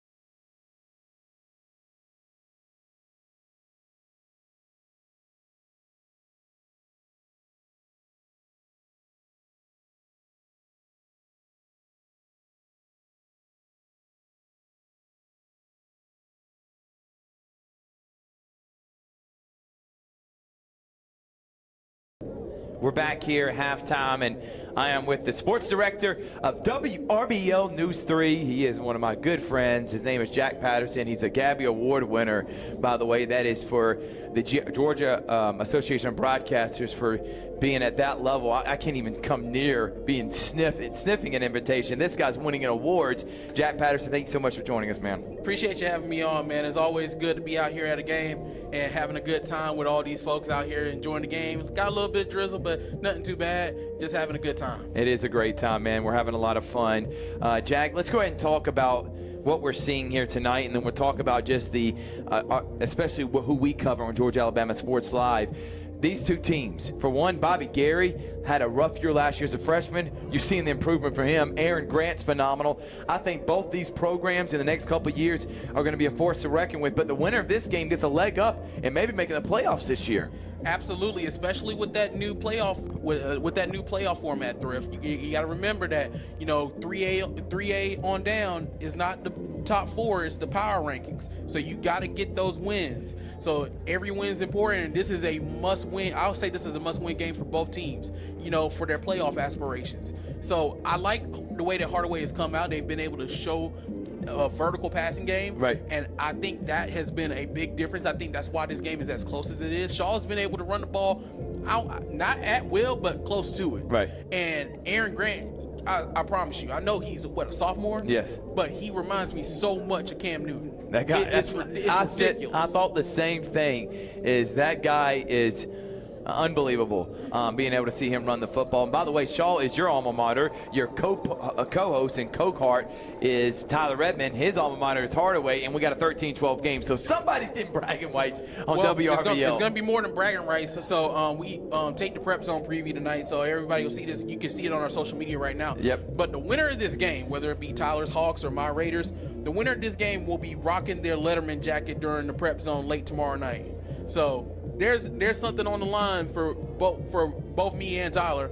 Tyler wanted to be funny on the Prep Zone preview. You'll see tomorrow. He brought his Letterman jacket on, but once again, the winner will, because Tyler was a varsity wrestler. I was a varsity tennis player. Right. So we both got Letterman jackets. So somebody's going to be in their Letterman jacket, with the bragging rights from this game tomorrow night. And we'll make sure to tune into the Prep Zone WRBL News 3. Love watching the highlights from our guys Jack P. and Tyler Redmond. Let's talk about some of the other teams tomorrow specifically. Glenwood hosts Childersburg. How about the Gators in the AHSA 3-0, looking to go 4-0? Did no one expected this kind of a start from Coach Nelson's team, Jack? Well, I'll say this is that, and I'll take this example because, their biggest rival, Lee Sky, is our game of the week. They're in the same boat as them. Yep. And, those two teams were played in the state championship the last 2 years in the AISA. And, I think what Lee Scott said applies a lot to Glenwood as well, is that at the end of the day, it's still 11 on 11. And I think the biggest thing, just like for Lee Scott, Glenwood has a coach and a coaching staff that is very experienced in the AHSAA, and Ryan Nelson and his coaching staff. And I think that has paid dividends for this team. You look at them going against a 5A team in Valley and coming back from 20 down to being able to win that game. And then the last 2 games haven't been close. Okay, they've been able to win those games pretty handily. Now they're going into region play, going up against Childersburg. Childersburg is usually a pretty good team. So we'll see how they stack up. And then, we talk about our game of the week, which is Beulah Lee Scott next week. Both undefeated. Glenwood plays Beulah next week. So that's going to be, I know Glenwood will have eyes on that game for sure. Central undefeated. They're doing Central things. They go on the road to a really tough Dothan team who's in their region. Then after that, it's the gauntlet. They got Card Montgomery, Enterprise, Auburn, all of them in the top 7 of 7A. It's obviously the toughest region in Alabama this year, no matter what classification. What are you seeing from the Red Devils? Business as usual. And I think that's a good thing. You saw how they played up against Lutheran North, the team from St. Louis, a couple weeks ago. That was a big win, be able to beat a team of that caliber. And, you don't look now, but, they got Dothan this week. They'll welcome Enterprise to Gary Harrison next week, and then they play IMG again. So, I'll say this is that Patrick Nix ain't never ducked nobody, and, that ain't changing now. And, I think the non-region schedule that Central played is going to pay dividends for them in that region. It's like we talked about on Sports Visions a couple of weeks ago, is that when you play teams at this level, it preps you for 7A, and it really preps you for the Auburns, the Hoovers, the Thompsons. Yep. And that's what Central is looking forward to do. Now, you can't sleep on teams like Dothan and Enterprise. They are both very, very good. Right. And going down to Dothan will be a test, but it's not a test that we haven't seen Central pass with flying colors before. Well, let's talk about the final one before I got to let you go, Jack. Northside and Carver. we have been, as sports fans and guys that cover these teams, we have been wanting this matchup for quite some time. And they're the two of the best teams in Muskogee County, if not the two best teams. It's going to be, obviously, Carver, is in 2A, Northside's in 4A. Doesn't mean anything with region, just bragging rights. What are you looking forward to seeing with that one tomorrow night? You say it's bragging rights, Thrift, and it is, but I really think it is a great final region tune-up for both teams. You're talking about a Carver team that's getting ready to go into the the gauntlet, playing the rest of the city. And everybody is going to give Carver their best shot. So it's a last good tune-up for Carver, and then Northside, in that region in 4A, it is a stacked region. And don't look now, but they've got a date with Harris County in a couple of weeks. That Harris County is undefeated, and they've been looking fantastic this year as well. So definitely, goals for both of these teams. There's a lot more than bragging rights on the line. It's a final non-region tune-up for both of these teams as you get ready to go into the heart. Get to the midway point in the season. These games actually count, and now, and just like I mentioned for 2A, the power rankings, but 4A is still the top 4. So for Northside, it's about, hey, let's build some momentum, especially when you have to go to Harris County in a couple of weeks. No doubt about it. His name is Jack Patterson. Tell everybody where they can find you on social media, where they can watch the highlights tonight and tomorrow for the Prep Zone. Absolutely. So you can follow me on Twitter at JPattersonTV, and you can follow the News 3 Sports team on Twitter at WRBL Sports. WRBL News 3 Sports is where you'll find us on Facebook. And then, of course, watch the highlights. Tyler will have the highlights tonight at 11 of this game. And then we are on with the Prep Zone tomorrow night, weather permitting. Fingers crossed, prayers up that, we can get these games in tomorrow night. Obviously the remnants of Hurricane Francine is drizzling out here now. Right. But, hopefully we get these games in tomorrow night. And if we do, we'll have those highlights on the Prep Zone tomorrow night at 11:15 on WRBL. His name is Jack Patterson, good friend of mine. Love watching him, and he does a lot of great things for the community, including giving coverage and exposure to these athletes. Jack, thank you so much, and good luck watching the rest of this game, man. Absolutely. Y'all take care. All right, we'll take a break. We'll be right back after this.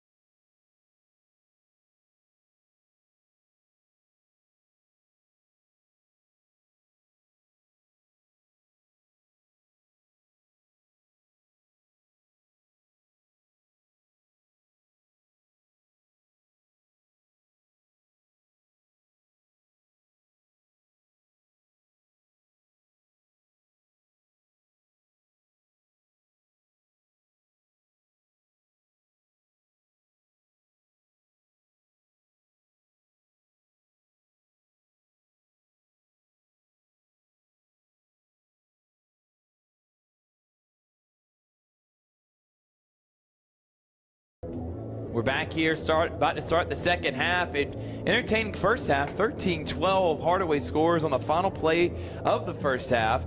Went for two. Both times they scored touchdowns, not able to get it. Shaw had their extra point blocked. And that's where we stand, 13-12. Both quarterbacks putting on a show. Grant with his legs, Gary with his arm. Yeah, they've both definitely played well, and they've shown off their strength so far. That was a heck of a pass by Bobby Gary to Dante Hill to end the first half. And that really got Hardaway back in the ballgame, especially after going for it on fourth down on their own side of the field earlier in the drive. Possible 14-point swing there. If Shaw stops them, got like their chances to score before they have to. So Hardaway making some clutch plays here at the end of the first half.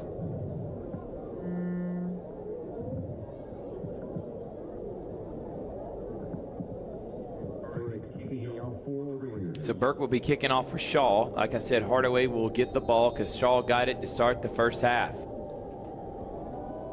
And we're underway here in the second half in a 1-point game. Fumbling it and just having to hop on top of it. Number three. Play by William Little there. They just fall on it. Exactly right, because if he's not able to, that was going to be disastrous. So now here comes Bobby Gary, and you have some first half stats, Noah. Bobby Gary in the first half through the air, 5 for 7 for a total of 50 yards, if my math is correct. Aaron Grant only threw the ball 3 times, completed it twice, but he's done most of his damage with his legs so far tonight, including that long touchdown run to put Shaw up 13-6. Charlestown rivals Shaw and Hardaway. Coach McKenzie of Shaw, Coach Gardner of Hardaway, Coach Gardner of Shaw. And there's a handoff to Benton, and Benton's got a huge hole, and this is where he kind of left off. Now, we talked about the arm of Gary, but the running of Markel Benton has also been fantastic and moves the chains on the opening play of the second half. And we saw a lot of that on Hardaway's last drive of the first half, setting them up for the touchdown pass from Gary to Hill to end it. Handoff again, middle. And there goes Benton. And Benton's not going to – he gets 2 yards forward progress there, Noah. What are some of your first half takeaways, Noah, from both teams? I would say Hardaway has played very aggressively, and it's paid off for them. Not on the 2-point conversions, but I think that fourth down play that they converted on their own side of the field with 2 minutes to play in the first half, and then they ended up capping it off with a touchdown. That's the kind of play that sparks a team, sparks confidence, and gets an offense rolling. Gary, hand off to Benton. And Benton doesn't get a lot there, and that's not Benton, excuse me, that is Jacoby Henry, who came in and gave Benton a break. So now it's third down and about 8. And when I see Shaw, I see very dominant offensive line play, very physical runners, not just Aaron Grant. They got a good trio, a good cast of characters in the backfield behind them. You got some tall, strong, short, little, and quick. Very tough to adjust to the different kinds of running backs and running threats that Shaw has for the Hardaway defense. So two teams that are fairly similar we've seen in their scheme offensively, and they've both been executing fairly well. Looking, Gary fires, and he was trying to get it between 3 guys to Dante Hill. There is a flag. You think it's holding, or? I would have to say. Yep, it is holding. It was good protection by the Hardaway offensive line, and there's just way too many black jerseys there for Gary to try to thread the needle into there to Dante Hill. So that's going to be fourth down and punting situation. Good defense there for Shaw. And we've seen Hardaway struggle a little bit with the punting. Had that one punt that was basically topped. They got a good roll. And then on the flip side, Shaw had a punt blocked. They gave Hardaway a good field position. The Hawks didn't capitalize on it. The special teams in a bad weather game like this, the rain looks to slow down a little bit, but it's still drizzling out there. And with the wind, special teams are crucial. Wind's really whipping now from left to right. And a pretty good punt there for Khalil Stanford. Out of bounds here at the 30. And that's where Shaw will set up, and here comes Aaron Grant, between him and Logan, Jamari Williams, they ran all over Hardaway there in that first half. Yeah, and basically had their ways, even on the first drive, before they stalled going for it on fourth down in the red zone in Hardaway territory. So if you're Shaw on offense, you got to kind of keep doing what you're doing, and eventually the Hardaway defense is going to get gassed.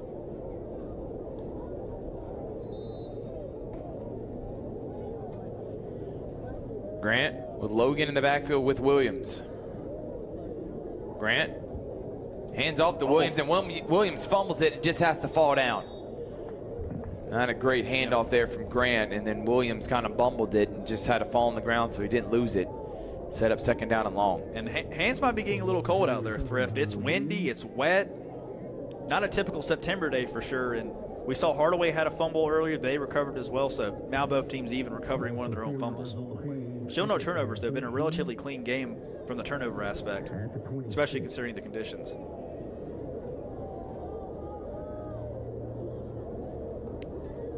And they're going to hand it off to Jamari Williams, and Williams breaks a tackle and gets 10 yards. Set up third down and manageable. And this is a big third down for Shaw. 3rd and 5's right. Third and medium. On 3rd and short, you think they definitely run the ball behind their big offensive line. And on 3rd and long, you think they might put it up in the air. But 3rd and 5, interesting play call here for Johnny Gardner and the Shaw offensive staff. Tough to put the ball in the air with this amount of wind.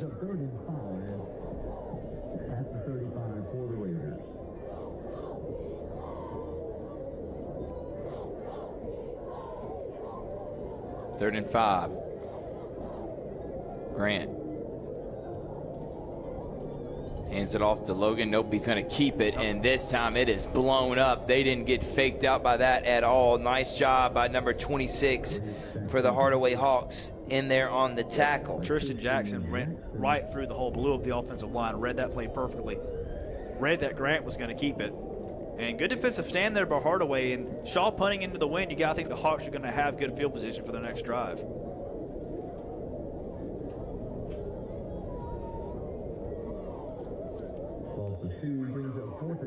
Jamal Smith back the punt for the Raiders. They've had one blocked earlier in the day. Let's see if Hardaway comes after this one. Hardaway, you don't want to jump off sides. And there's going to be a fake. Nope, and he takes it, kicks it. I don't know if that was trying to read the defense, and now we got pushing and shoving going on the Hardaway sideline. Great job by the referees making sure to break that up. There is a Hardaway player down. Yeah, that was a pretty aggressive strategy there.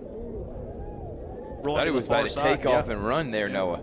And that would have been disastrous. I don't think he would have got there. But it's still going to be decent field position for Hardaway. Ball's going to be near the 35.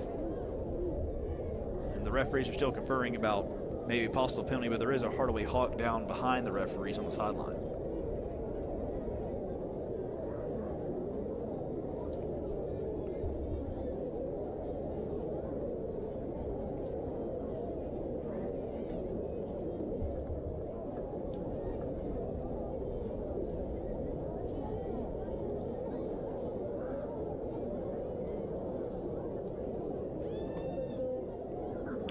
Since there's an injury, we will take a timeout here on Georgia Alabama Sports Live.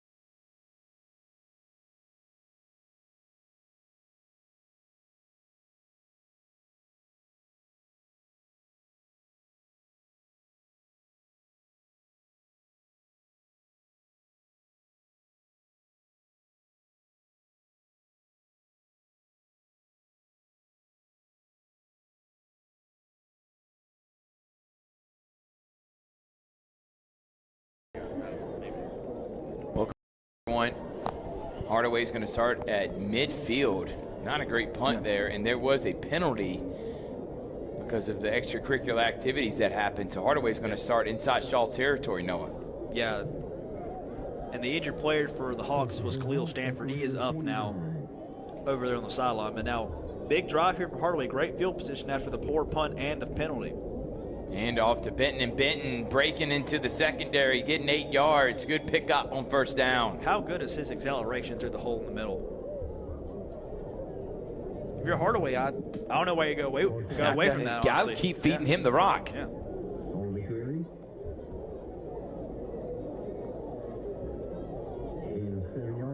Gary.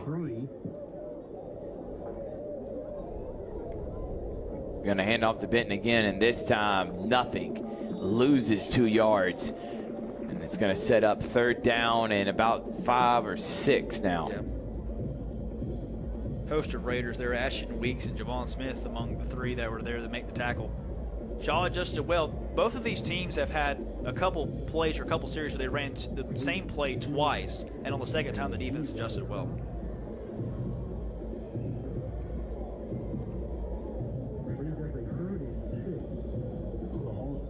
Third and 6 now for Hardaway.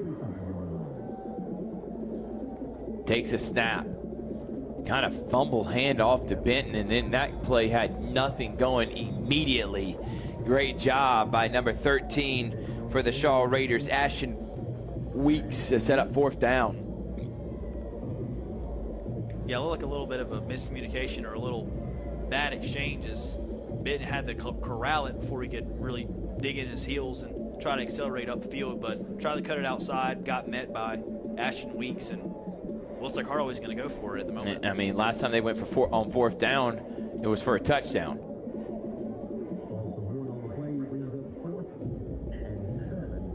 They've already converted one huge fourth down. Let's see if they convert another. And now Coach McKenzie, he needs timeout to think about it. We're going to take 1-2. Big fourth down here in the third quarter. 6:08 remaining. 13-12. Shaw and Hardaway locked in a good one. My name is Sergeant Jason Swells, and this is my CVCC story. Class sizes were not too large. The professors in each class had time to talk. It was almost like a one-on-one experience. CVCC did prepare me for my career. They made sure you knew the subject before you walked out of the class, before you took the test. They dedicated 100% of themselves to it. I can say for anybody who's deciding or thinking about going into criminal justice, CVCC has got my vote all day long because they're on top of their game. Football is back, and the only thing that makes it better is some delicious food from Zaxby's. They're a proud sponsor of Georgia-Alabama Sports Live. And I can tell you that everyone on this team loves their chicken. Get all the favorites, such as their signature chicken sandwich, or try the new chicken finger tacos with your favorite drink. From amazing salads, wings, chicken fingers, and some of the best drinks around, there isn't a better way to enjoy our broadcast without getting some fantastic meals from Zaxby's. Check out fourth down, big call.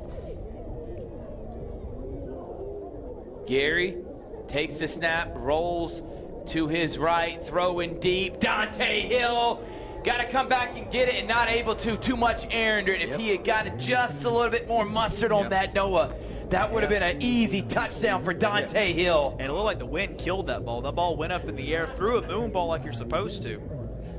But the wind just absolutely killed it. Turnover on downs, a good field position for the Raiders. We were in the watch shot right there. Toygar forgot to move the camera. It always happens. Luckily, it wasn't a touchdown, so I know he was thankful for that. Hardaway's feeling differently, but for our sake, and that highlight play was not going to be zoomed in on. So now it's first down for Shaw at their own 46.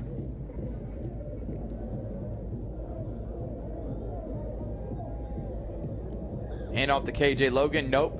He's going to throw it out. Screen pass. And able to get close to a first down. Nice job on the RPO finding number 2, Trenton Patton. Yeah, Shaw trying to stretch the defense to the perimeter there on that side. Only the 4th pass of the game by my account for Aaron Grant, so they trust him though to try to stretch it out before they go up the middle. They've done that earlier in their drives a lot this game. On first or second down on the first set of downs of the drive, going outside of the perimeter to try to stretch the defense out. Low snap, but Logan is going to take it. Logan bounces to the outside. Logan still on his feet. Stiff arm pushes a man down and gets a first down. And he is tough to bring down. And he comes up pretty fired up there, doing the shoulder, saying, shrugging it off of me, man. Yeah, saying he's too strong for that. So now the Hawks 36 now. Rain's gone away. We just got a light drizzle here early in the first half, and that's about it. What we expected to be a rainy game all game has turned into a pretty nice evening here at Kinnett Stadium. Muskogee County football on Georgia Alabama Sports Live. Hardaway and Shaw, two-way rivals, and there is a shovel pass to Patton. Patton still on his feet, finally going to be slammed down, but gets at least 2 yards to set up second and about 8. Good discipline there by the Hardaway defense to not try to. They stayed in their gaps, kept the play in front of them, and made the tackle after a pretty short game. Good fundamental defense there by Ryan McKenzie and his Hardaway defense.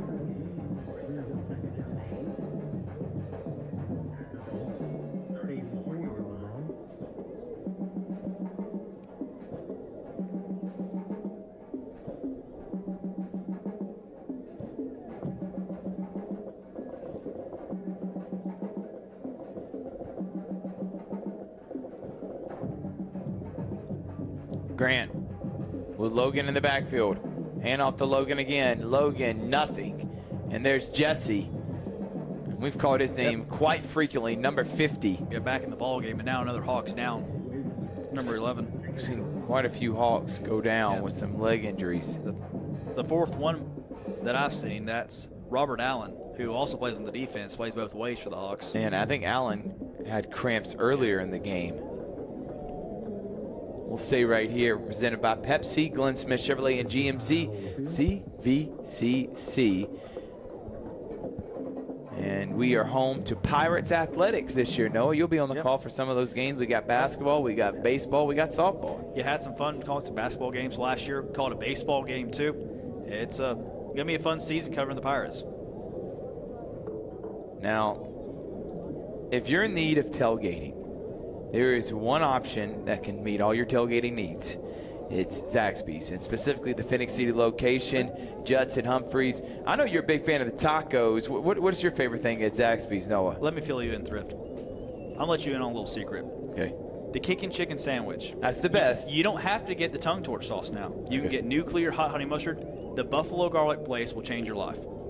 Kickin' chicken sandwich, buffalo garlic glaze, and ranch. Can't beat it. He just gave you free nuggets right there. He says when you enjoy it, all you got to do is send a pic saying, hey, love my kickin' chicken from Zaxby's, and tell them Georgia Alabama Sports Live sent you, specifically Noah Shelton. That's right. Best chicken, best fries, best sweet tea, best sauces. Can't beat it. Best price, too. Thank you to Juts and Humphreys. By the way, we're going to have some special guest pickers tomorrow. It was going to be Juts and Humphreys, but a scheduling conflict. We're going to have him in a few weeks when we do game day again at Glenwood. But we are going to have on Glenwood alum and also a sponsor of Georgia Alabama Sports Live, the Alex Quinney All-State Good Hands Player of the Game. We're going to have that immediately after this game. So you're not going to want to go anywhere, but he'll be a guest picker for game day tomorrow, high school game day. We're going to preview Glenwood and Childersburg, do our normal show, and then we're going to have picks. We're going to pick all about 6-7 games of local teams we cover on Georgia Alabama Sports Live. And last week, Noah, I don't know how did you do last week? You did decent, right? I feel like I did pretty good. I will give it to Coach Corey. He did call the First Presbyterian Day win over Brookstone. He did. That was the best pick of the day that I noticed out of all 5 of us. Yeah, he was the only one that picked FPD, yep. Coach Black. 3rd down and 6 now for Grant and the Raiders.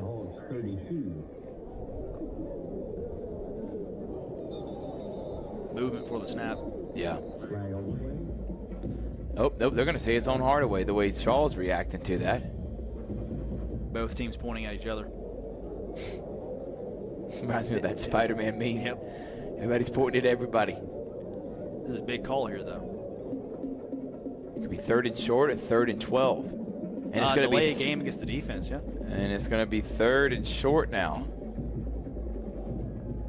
All levels of football have really been cracking down on that recently. The defense is trying to give a fake cadence, or they're trying to yell HUD, throw off the center. officials have really cracked down on the defense, trying to fool the offensive line in the center that's snapping the ball.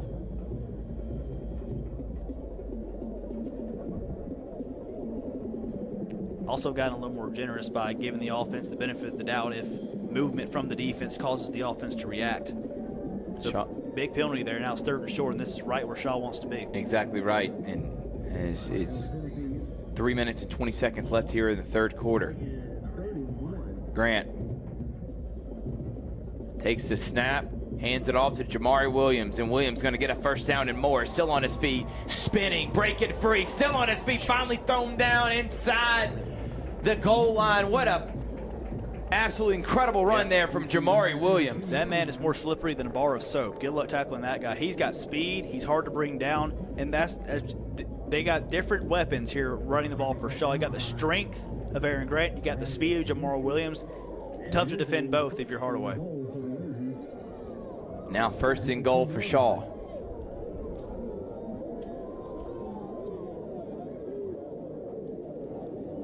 Grant's going to keep it, and Grant's going to walk in untouched. What a drive there from the Raiders, and again, all on the ground. That has been the epitome of the Raiders offense here in this one. No, it definitely has. And Aaron Grant on goal-to-go situations, it's just a nightmare for defenses to try to defend. I actually like this decision. You're up by 7. You go for 2 here. You actually go up by 9 and make it a 2-possession game. If you don't get it, you're still up by 7. And Hardaway has not even tried to kick an extra point. Yeah. Normally I wouldn't like it, but given that Hardaway is going to go for 2 anyway, by the looks of how it's going for the night, might as well.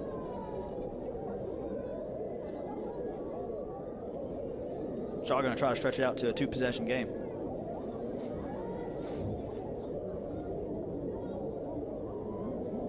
Under center. And he's going to toss it. He's going to throw a running back pass out of the backfield, and caught for the 2-point conversion is John Brown. Look, a little bit of a Philly special for Shaw Raiders. And they go up 21-12. They're up by 2 possessions. What a drive there for Shaw and Coach Gardner. Yeah, and I like the play call there. I like the gadget play on the 2-point conversion. See, now Shaw's got it right where they're on. They're up by 9. They run the ball. They can choose some clock. This is where Shaw's got Hardaway right where they want him.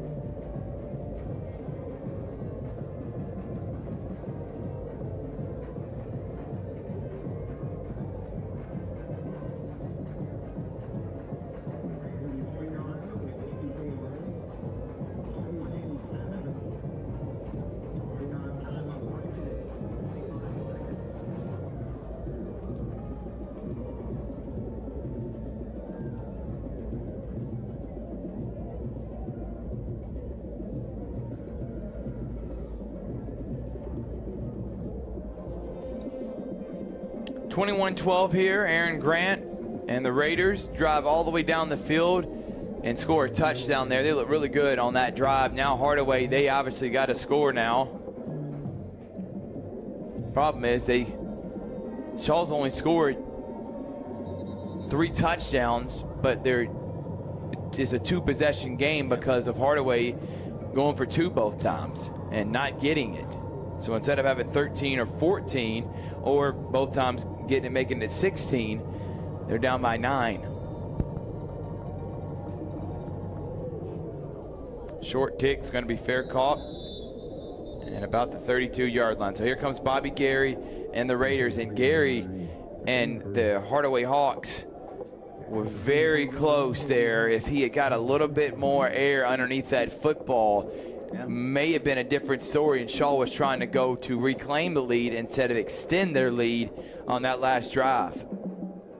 Yeah, a little bit of a missed opportunity there. We've talked about how big the 4th downs have been. Hardaway's conversion before the half that led to a touchdown the last play of the first half, then the failure there which gave Shaw a short field, which they went down the field and scored a touchdown on 12 plays on a drive of 54 yards. So now they lead by 9, and Hardaway, they got to score kind of quickly because you know the Shaw offense is going to want to shoot some clock. Gary's going to get it out quickly, but that one's tipped. Great job by Shaw and their defensive end by getting his big mitts on that, because it looked like the Hardaway receiver was open on the slant. Yeah, and He had Adrian Taylor open over the middle. That's what you're taught to do as a defensive lineman, though. If you see the quarterback let it go, you're not to him, just put your paw up, maybe catch a piece of it, and that's what the Raiders did right there.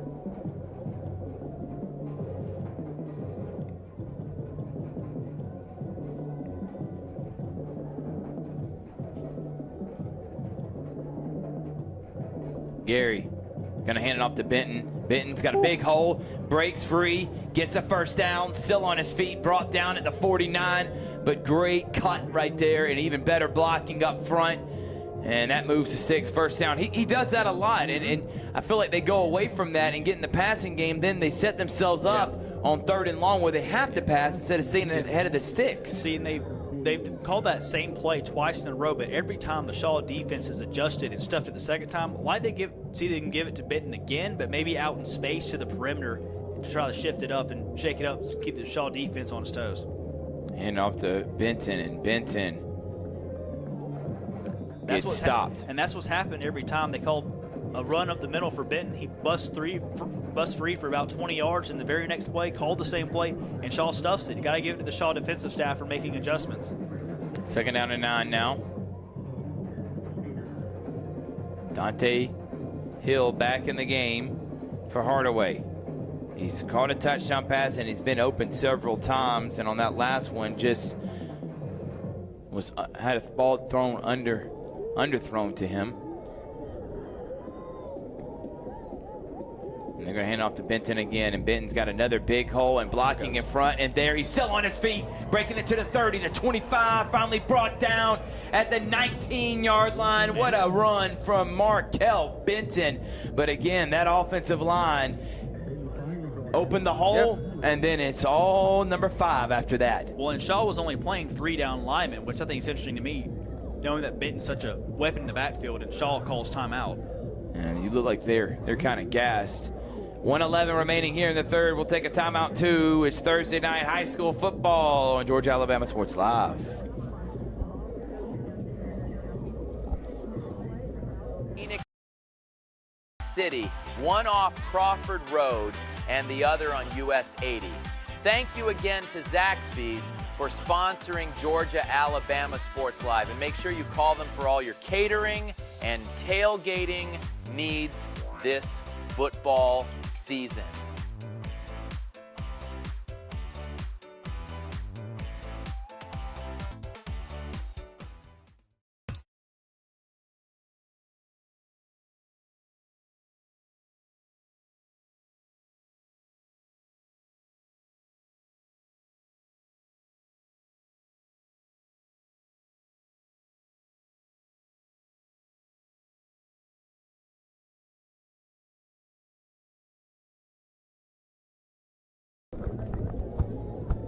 All right, we're back here on Georgia Alabama Sports Live. Hardaway inside the red zone after a big gain there from Markel Benton. I'm assuming he's already over the 100-yard mark very easily here in this one. And Benton's going to get it again, and nothing going on this one. May have even lost a half a yard. Yeah, the Hardaway offensive line on the left side especially just got beat by the Raiders defensive line on that play. Pretty much feast or famine running the ball with Benton so far tonight for the Hardaway Hawks.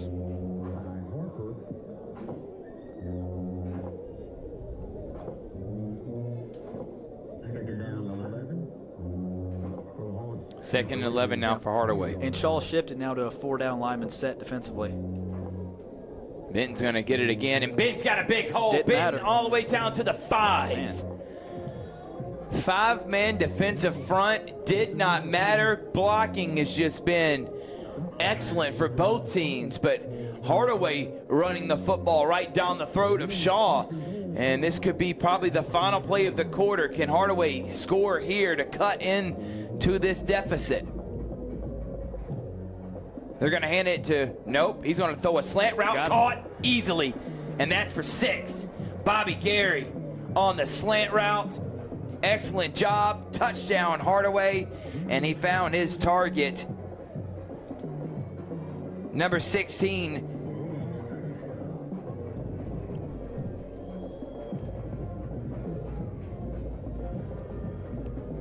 Khalil Stanford there on the catch for Hardaway. And Sorry, number 15. Me and Noah, he's trying to signal to me. Khalil Sanford there on the touchdown, but great throw from Bobby Gary, and Hardaway gets a touchdown. I thought he was going to hand it to Benton because it was been all Benton on this whole drive, and he decides, you know what, I'm going to do an RPO and throw a slant route, wide open touchdown. Looks like they're going to kick it now. And he missed it. No good. Maybe this is why they went for 2, but it looked good from this angle. But with 2 seconds left in the third, it's 21-18. We're going to stay here. Oh, we're going to take a break on Georgia Alabama Sports Live. What's going on?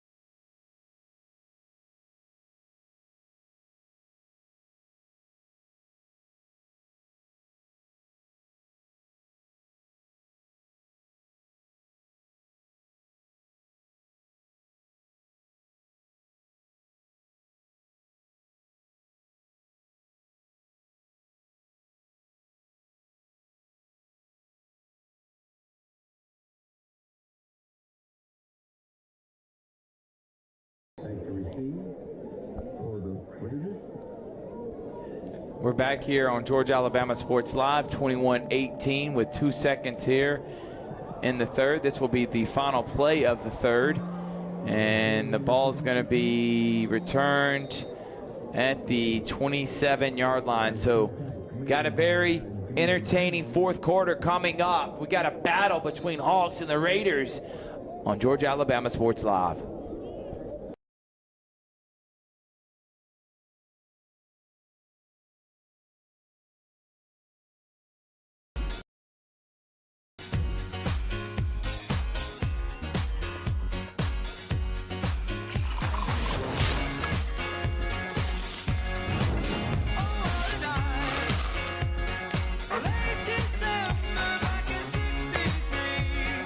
Get your girls out this summer with Pepsi, the official beverage of Girls Night Out.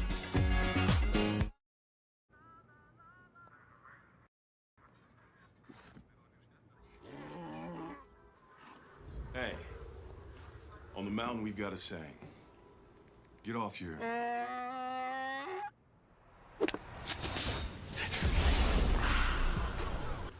On the mountain we've got a saying.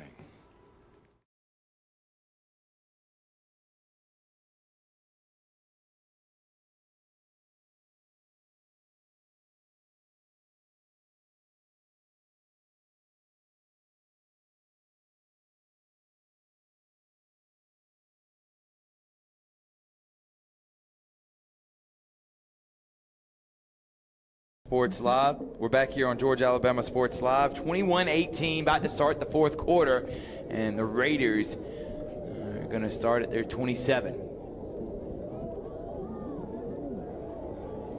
Getting the carry, getting nothing for Shaw there on that first carry. And I think he even lost a yard there, Noah.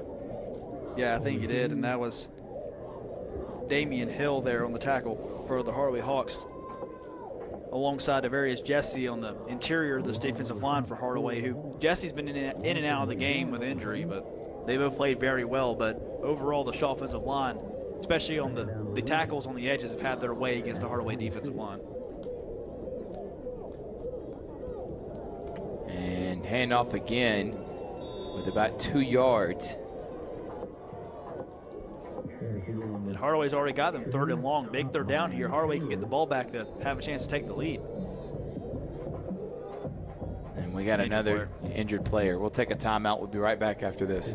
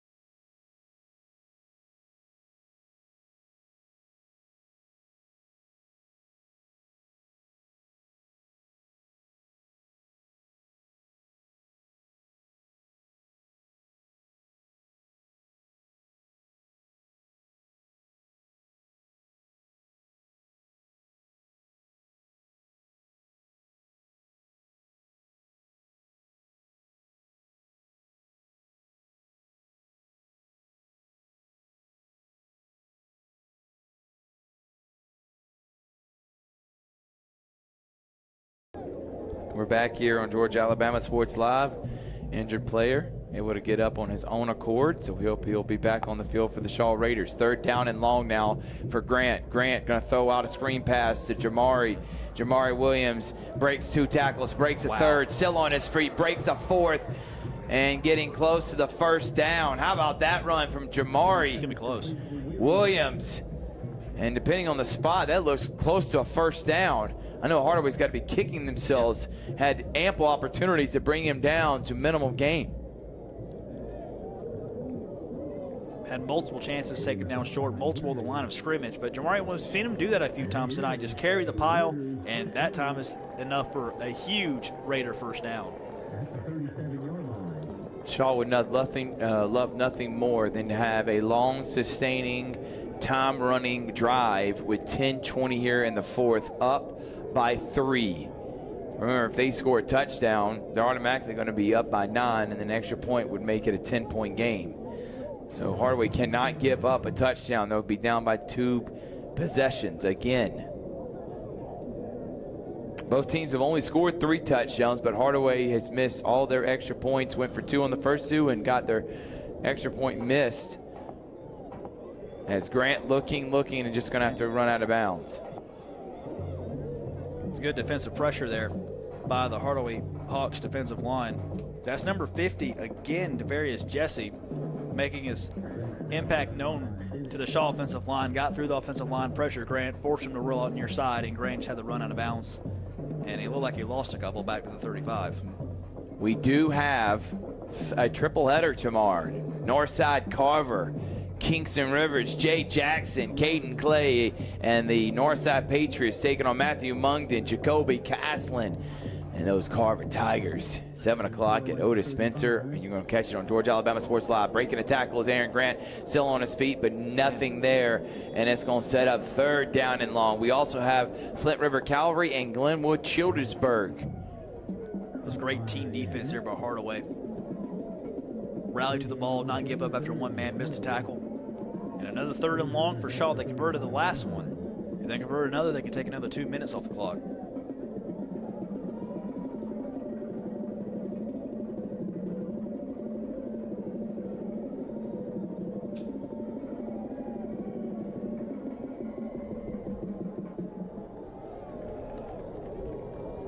And obviously just letting the clock run. No rush, no hurry.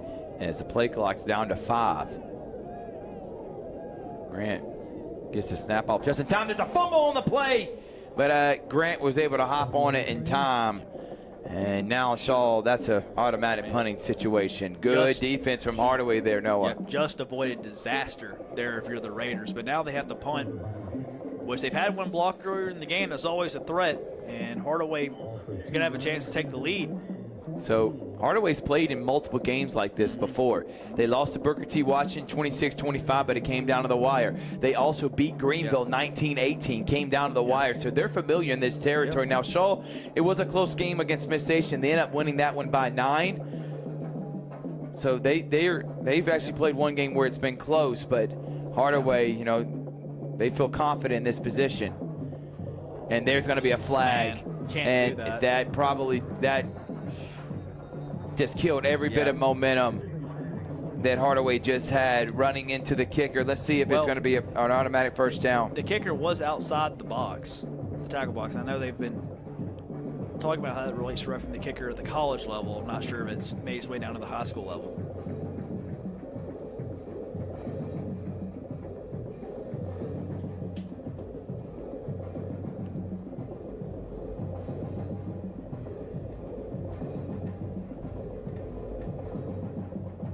They're going to wave the flag off, so Hardaway gets a break there. He rolled outside the and now tackle Coach, box. yeah, well, and Coach Gardner's wondering what's the problem. But if he rolls outside the tackle box, fair game. That's fair game to get. And he's coming to probably explain that to Coach Gardner.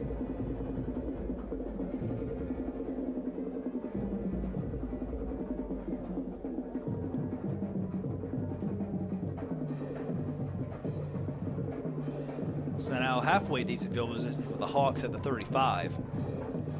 Down 3, field goal ties it. Touchdown gives them the lead. 8:04 to play in the ball game.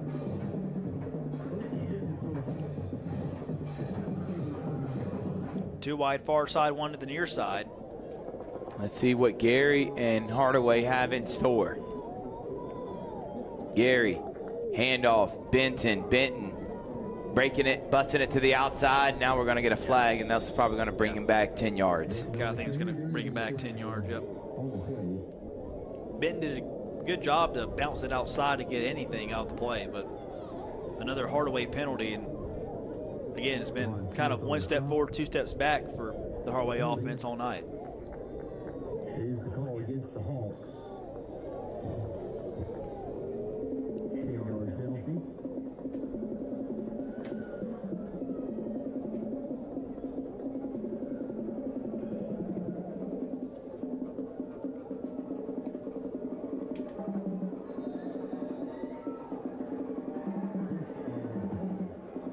First down and 20 now for Hardaway. You got to have a feeling how many more opportunities are they going to have to crack at taking the lead, and obviously still have time, still have 2 timeouts, 7:40. But you want to take advantage of this drive. Gary's got plenty of time, good blocking, throws it over the middle, caught. Getting to the original line of scrimmage is number 3, William Little. And that's going to be set up 2nd down and 9. So positive gain, set up 2nd and manageable now.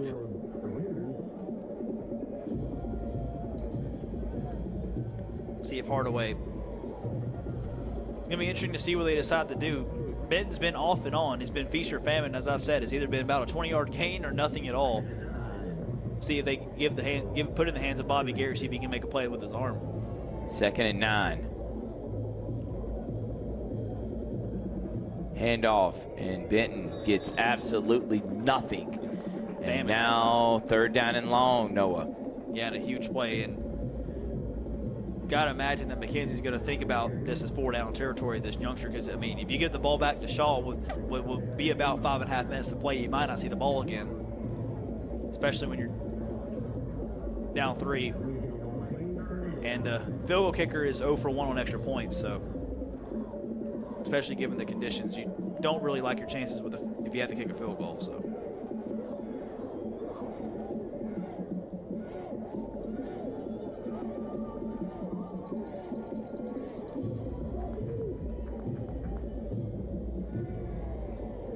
Gary trying to draw them off sides. And they bring a lot of pressure, and he throws a solid rocket, and what a catch, and getting both feet down. That's an NFL level catch by Dante Hill, his favorite target. The one who called the big touchdown at the end of the first half down to the left end zone. They're going toward right now. That was a throw that Bobby Gary just made to a spot and let his man Dante Allen come back to the ball and make a play. That's a college level throw, Noah Shelton. Absolutely. And there's only a few guys in our coverage area of the teams we cover that can make that throw, and he's one of them. He's going to get it out quickly. Got tipped. And it got tipped, but caught by Adrian Taylor. Ball comes out. Shaw football. Wow.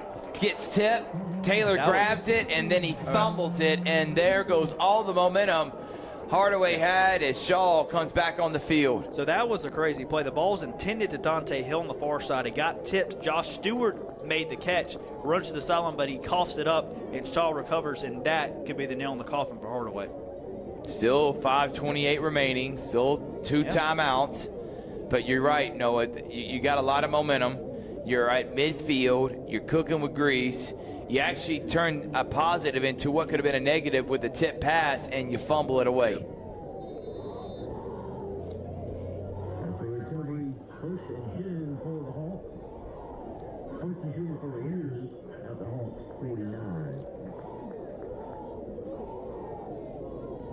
Logan's going to get the handoff, and Logan's going to, and is that holding? Either that's going to be holding or face mask, one of the two right there. But a nice first down run for KJ Logan. But the hold is against Shaw. So back him up 10 yards.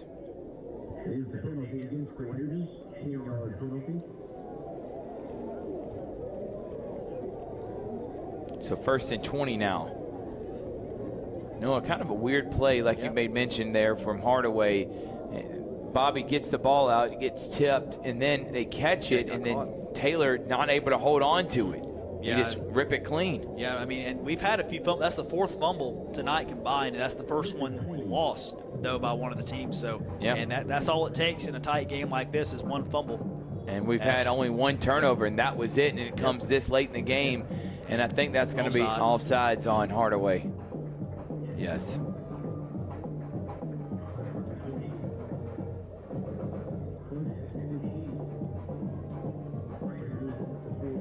If you're tuning in right now, we do all games, 16 different high schools we cover: Central, Smith Station, Glenwood, Russell County, all 8 Muskogee County schools, including Hardaway and Shaw, Calvary, Brookstone, Pacelli, Harris County.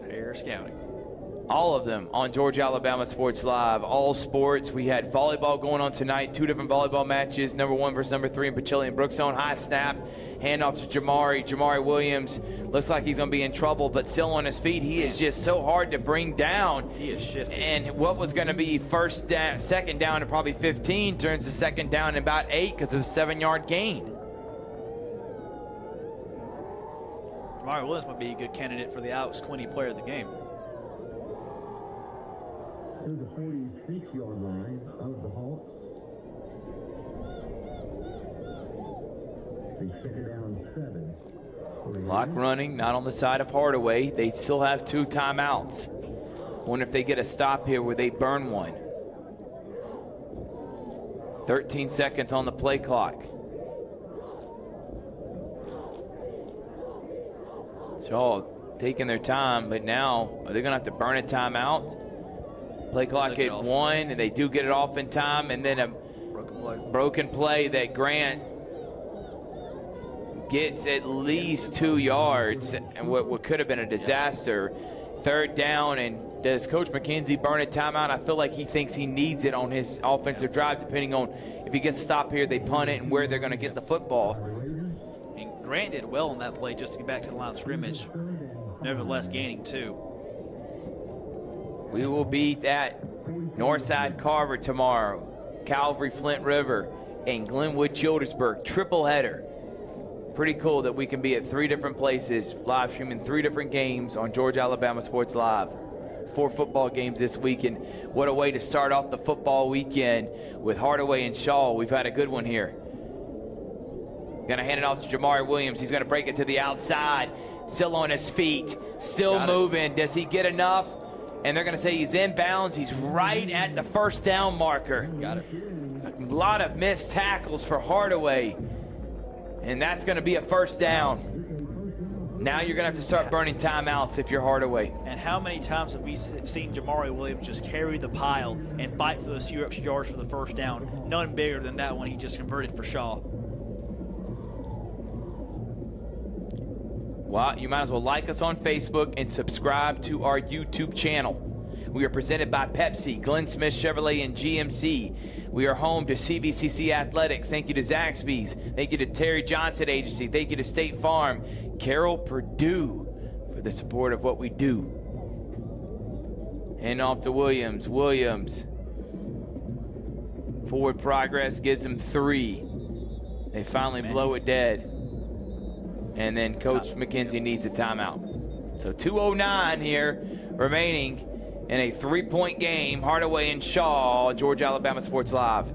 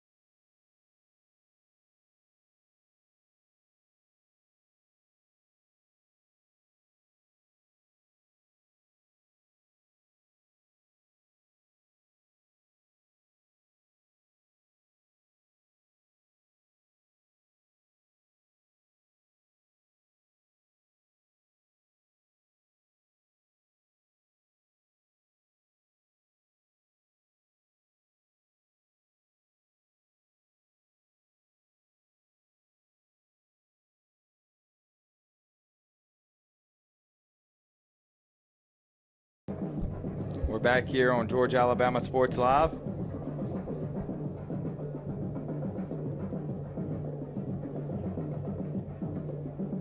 Second down and about 7.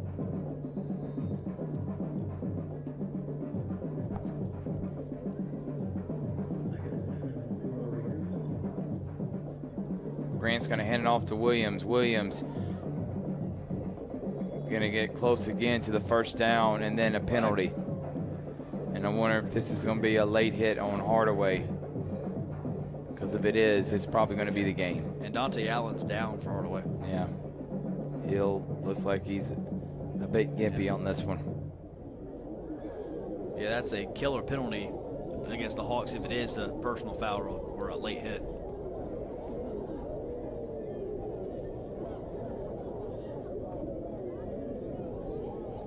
It is unsportsmanlike against Hardaway. First down, Shaw.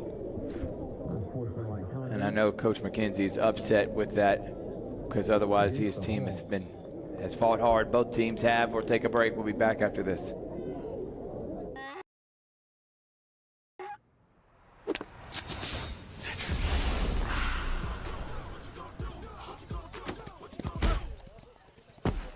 Touchdown! Woo.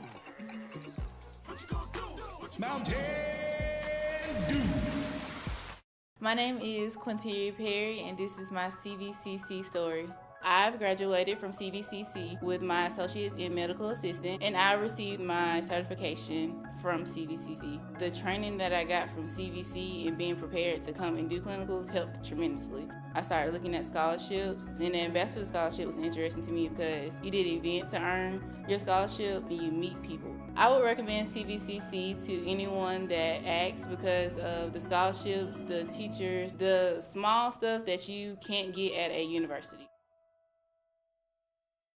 We're back here on Georgia Alabama Sports Live, and because of the unsportsmanlike penalty on Hardaway, they are at the Hardaway 17-yard line. Hardaway only has one timeout left as the clock's running, 1:45 and counting, and Jamari Williams has got it. Jamari Williams on his feet. Another penalty. I wonder if this is going to come back. This is going to be holding on Shaw. That looks like it's what it's going to be, but worst case scenario, it's just more time off the clock for Shaw, which is exactly what they want to do.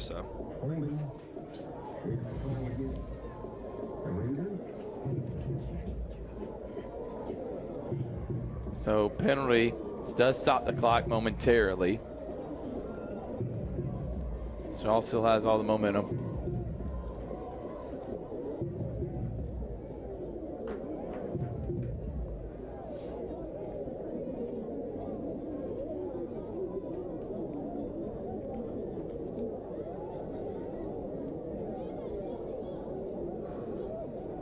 So first down and 20 now. This has been a very entertaining game. I've made mention of that several times. Both teams have fought hard. I've liked what I've seen from both teams. I like the fact that both teams offensively were able to run the football at will. Obviously, Grant didn't throw the ball as much as Bobby Gary, but you saw the potential. You see the throws. You see the ability that Gary has with his arm, and the same thing with the legs of Aaron Grant. So this is both of things that they can build off of for the rest of the season. This does not mean Hardaway is out of the playoff hunt, but just gives Shaw as no gain on the play.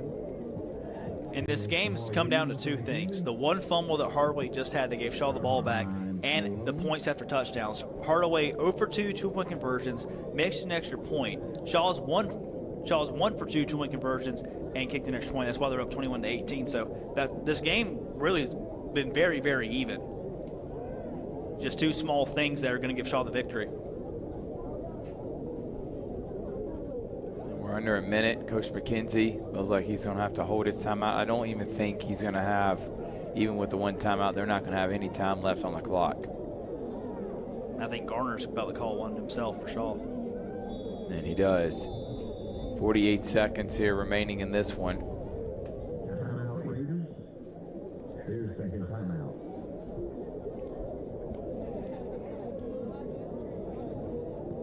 The player of the game, I mean, we got to have a player of the game. and I'm leaning towards KJ Logan, but I really would like to give it to the entire offensive line of Shaw. They did what they were supposed to do all game long. The run blocking has been exceptional, and this is why Shaw has definitely rushed for over 200 yards and why they're looking like they're going to win this game. And Jamari Williams as well for Shaw.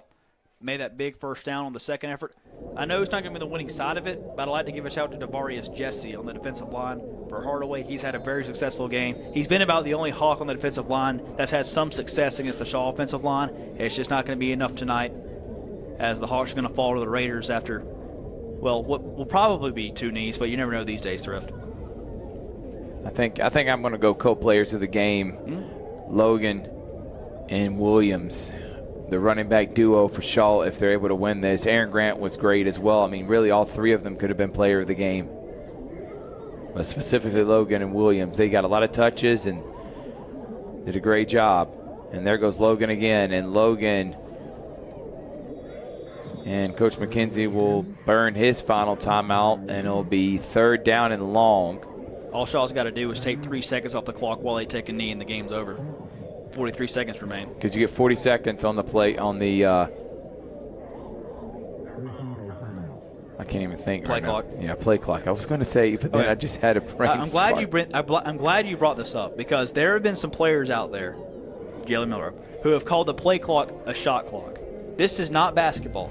We do not take shots. We call plays. It's a play clock. Taking a shot downfield. Pet peeve of mine. It is a play clock. It is a play clock, not a shot clock. Shot clock's basketball. Jalen Milroe, you hear him. Jalen Milroe, do not. Love you, Jalen, but don't call it a shot clock when clock. you're in Wisconsin. Yep, it's play clock. I know, and you can't wait to hear Gus Johnson. And he brings the excitement. I'll give him that. I'll tell you, Gus Johnson will always do that, and he's unique.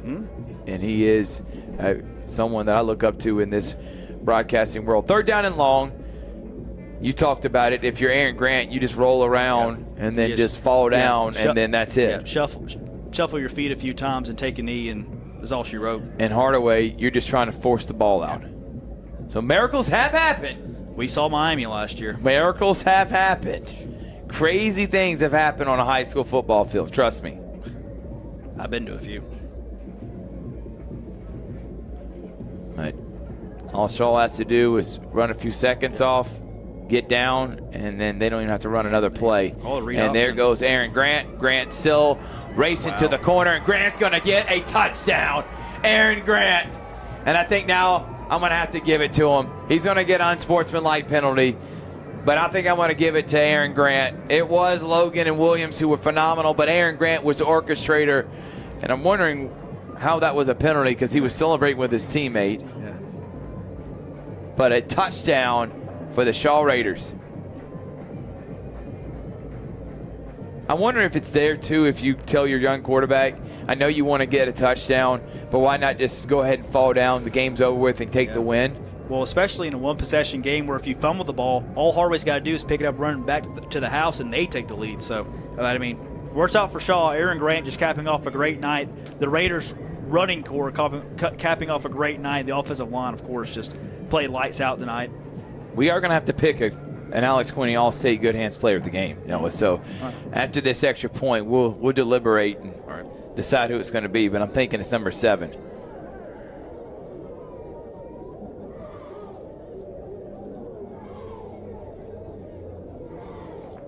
Extra point is up and right through the middle.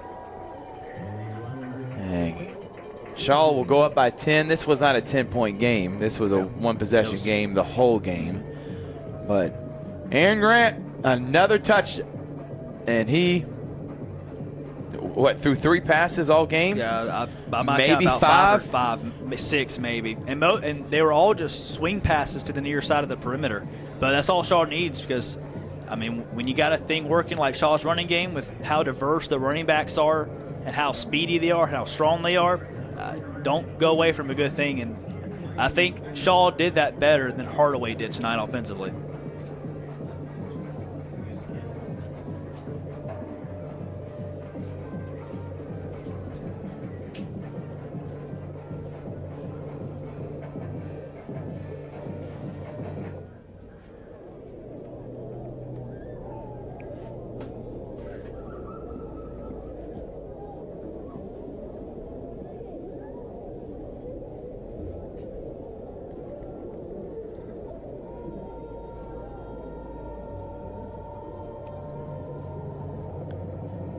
Shaw's going to kick it off with 35 seconds left.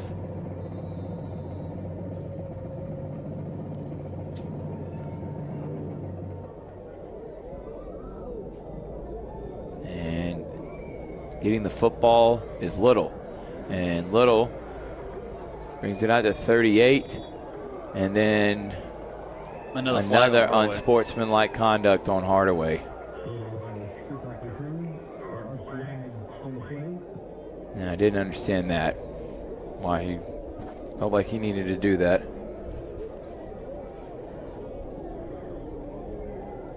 And I know Coach McKenzie's not happy. Doesn't really matter much the outcome of the game at this juncture, but you know Coach McKenzie doesn't like seeing something like that. Absolutely not. Not the foundation he's laying, which I fully believe in Coach McKenzie, and I'm telling you in the next couple of years, Hardaway will be a team to reckon with in 2A classification. But right now having to take a few lumps, and now they're going to go to 1-3 on the season. Still winnable games on the schedule, still an opportunity to make the playoffs, but now Shaw goes to 2-2 and gets a leg up on Hardaway, and it's a battle between them, Carver, Spencer, Sumter County, and Shaw.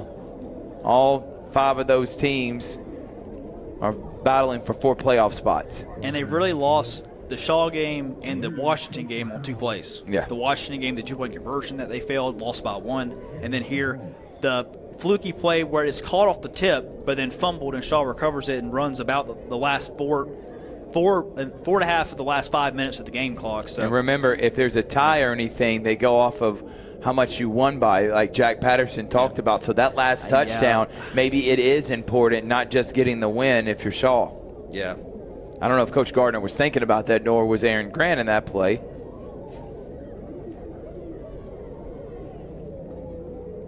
Referee still conferring about where they want to place the ball.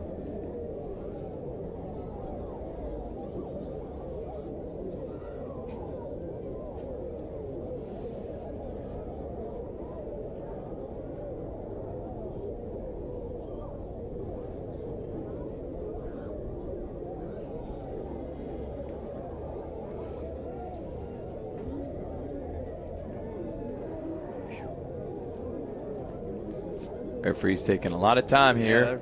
27 seconds left. And now we're going to get I believe the 15-yard walk back.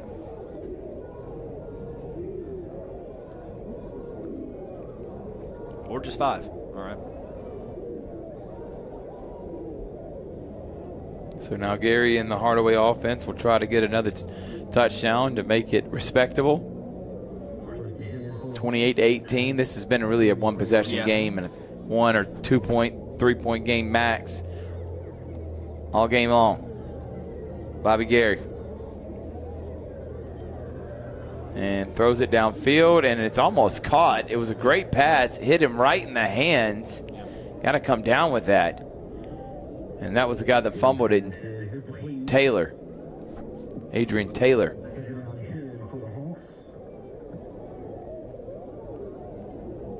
Yeah, they've had a couple of those tonight where the receivers just put their hands on it and just couldn't quite make the catch. Would have been a tough catch again, but if you're trying to win on the road and in a region play, you got to come down with those.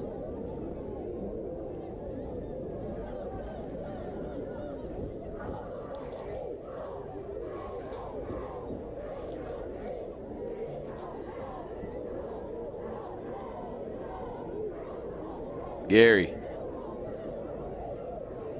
just has to throw it away.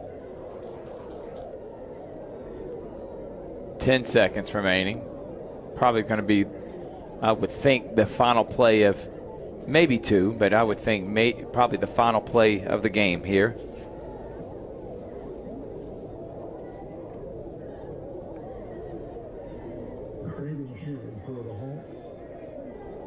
This is a big win for Shaw, though, to start out in the region play 1-0.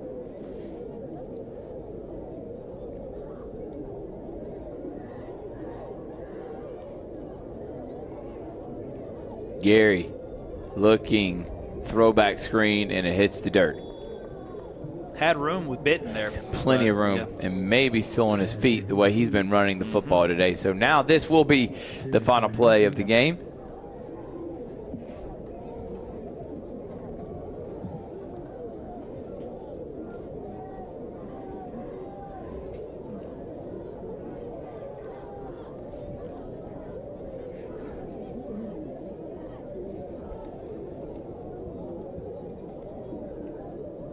And he's just going to hand it off. And there goes Benton. Benton's going to break it outside. Benton's going to be brought down. And that will do it. A hard-fought game between two really good teams in Shaw and Hardaway.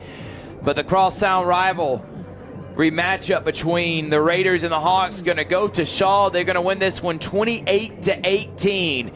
The Alex Quinney All-State Good Hands Player of the Game is Aaron Grant, the quarterback. 2 rushing touchdowns. He was the orchestrator for this rushing attack that had easily over 200 yards on Hardaway. So was impressed with the way Bobby Gary played, was impressed by Markel Benton, the running back. Both offensive lines played well, but this one's going to go to Shaw as they go to 2-2. Hardaway 1-3. Final thoughts, Noah? Well, and I think the offensive game plan for Shaw was just perfect. Aaron Grant not only on the ground up the middle along the other running backs, but him slinging it outside. Jamari Williams on the perimeter really put the Hardaway Hawks defense in a bind, and Shaw had their way, and good region win, good opening region win in region play for the Raiders as they moved to 1-0. But you got to give it to Coach McKenzie and the Hawks. They fought hard. Bobby Gary, as you said, had a good night. This was a very back-and-forth game. Had a block punt, score right at the end of the half. Hardaway back in it. Just couldn't convert after touchdowns, and then Shaw got the final one that put the icing on the cake.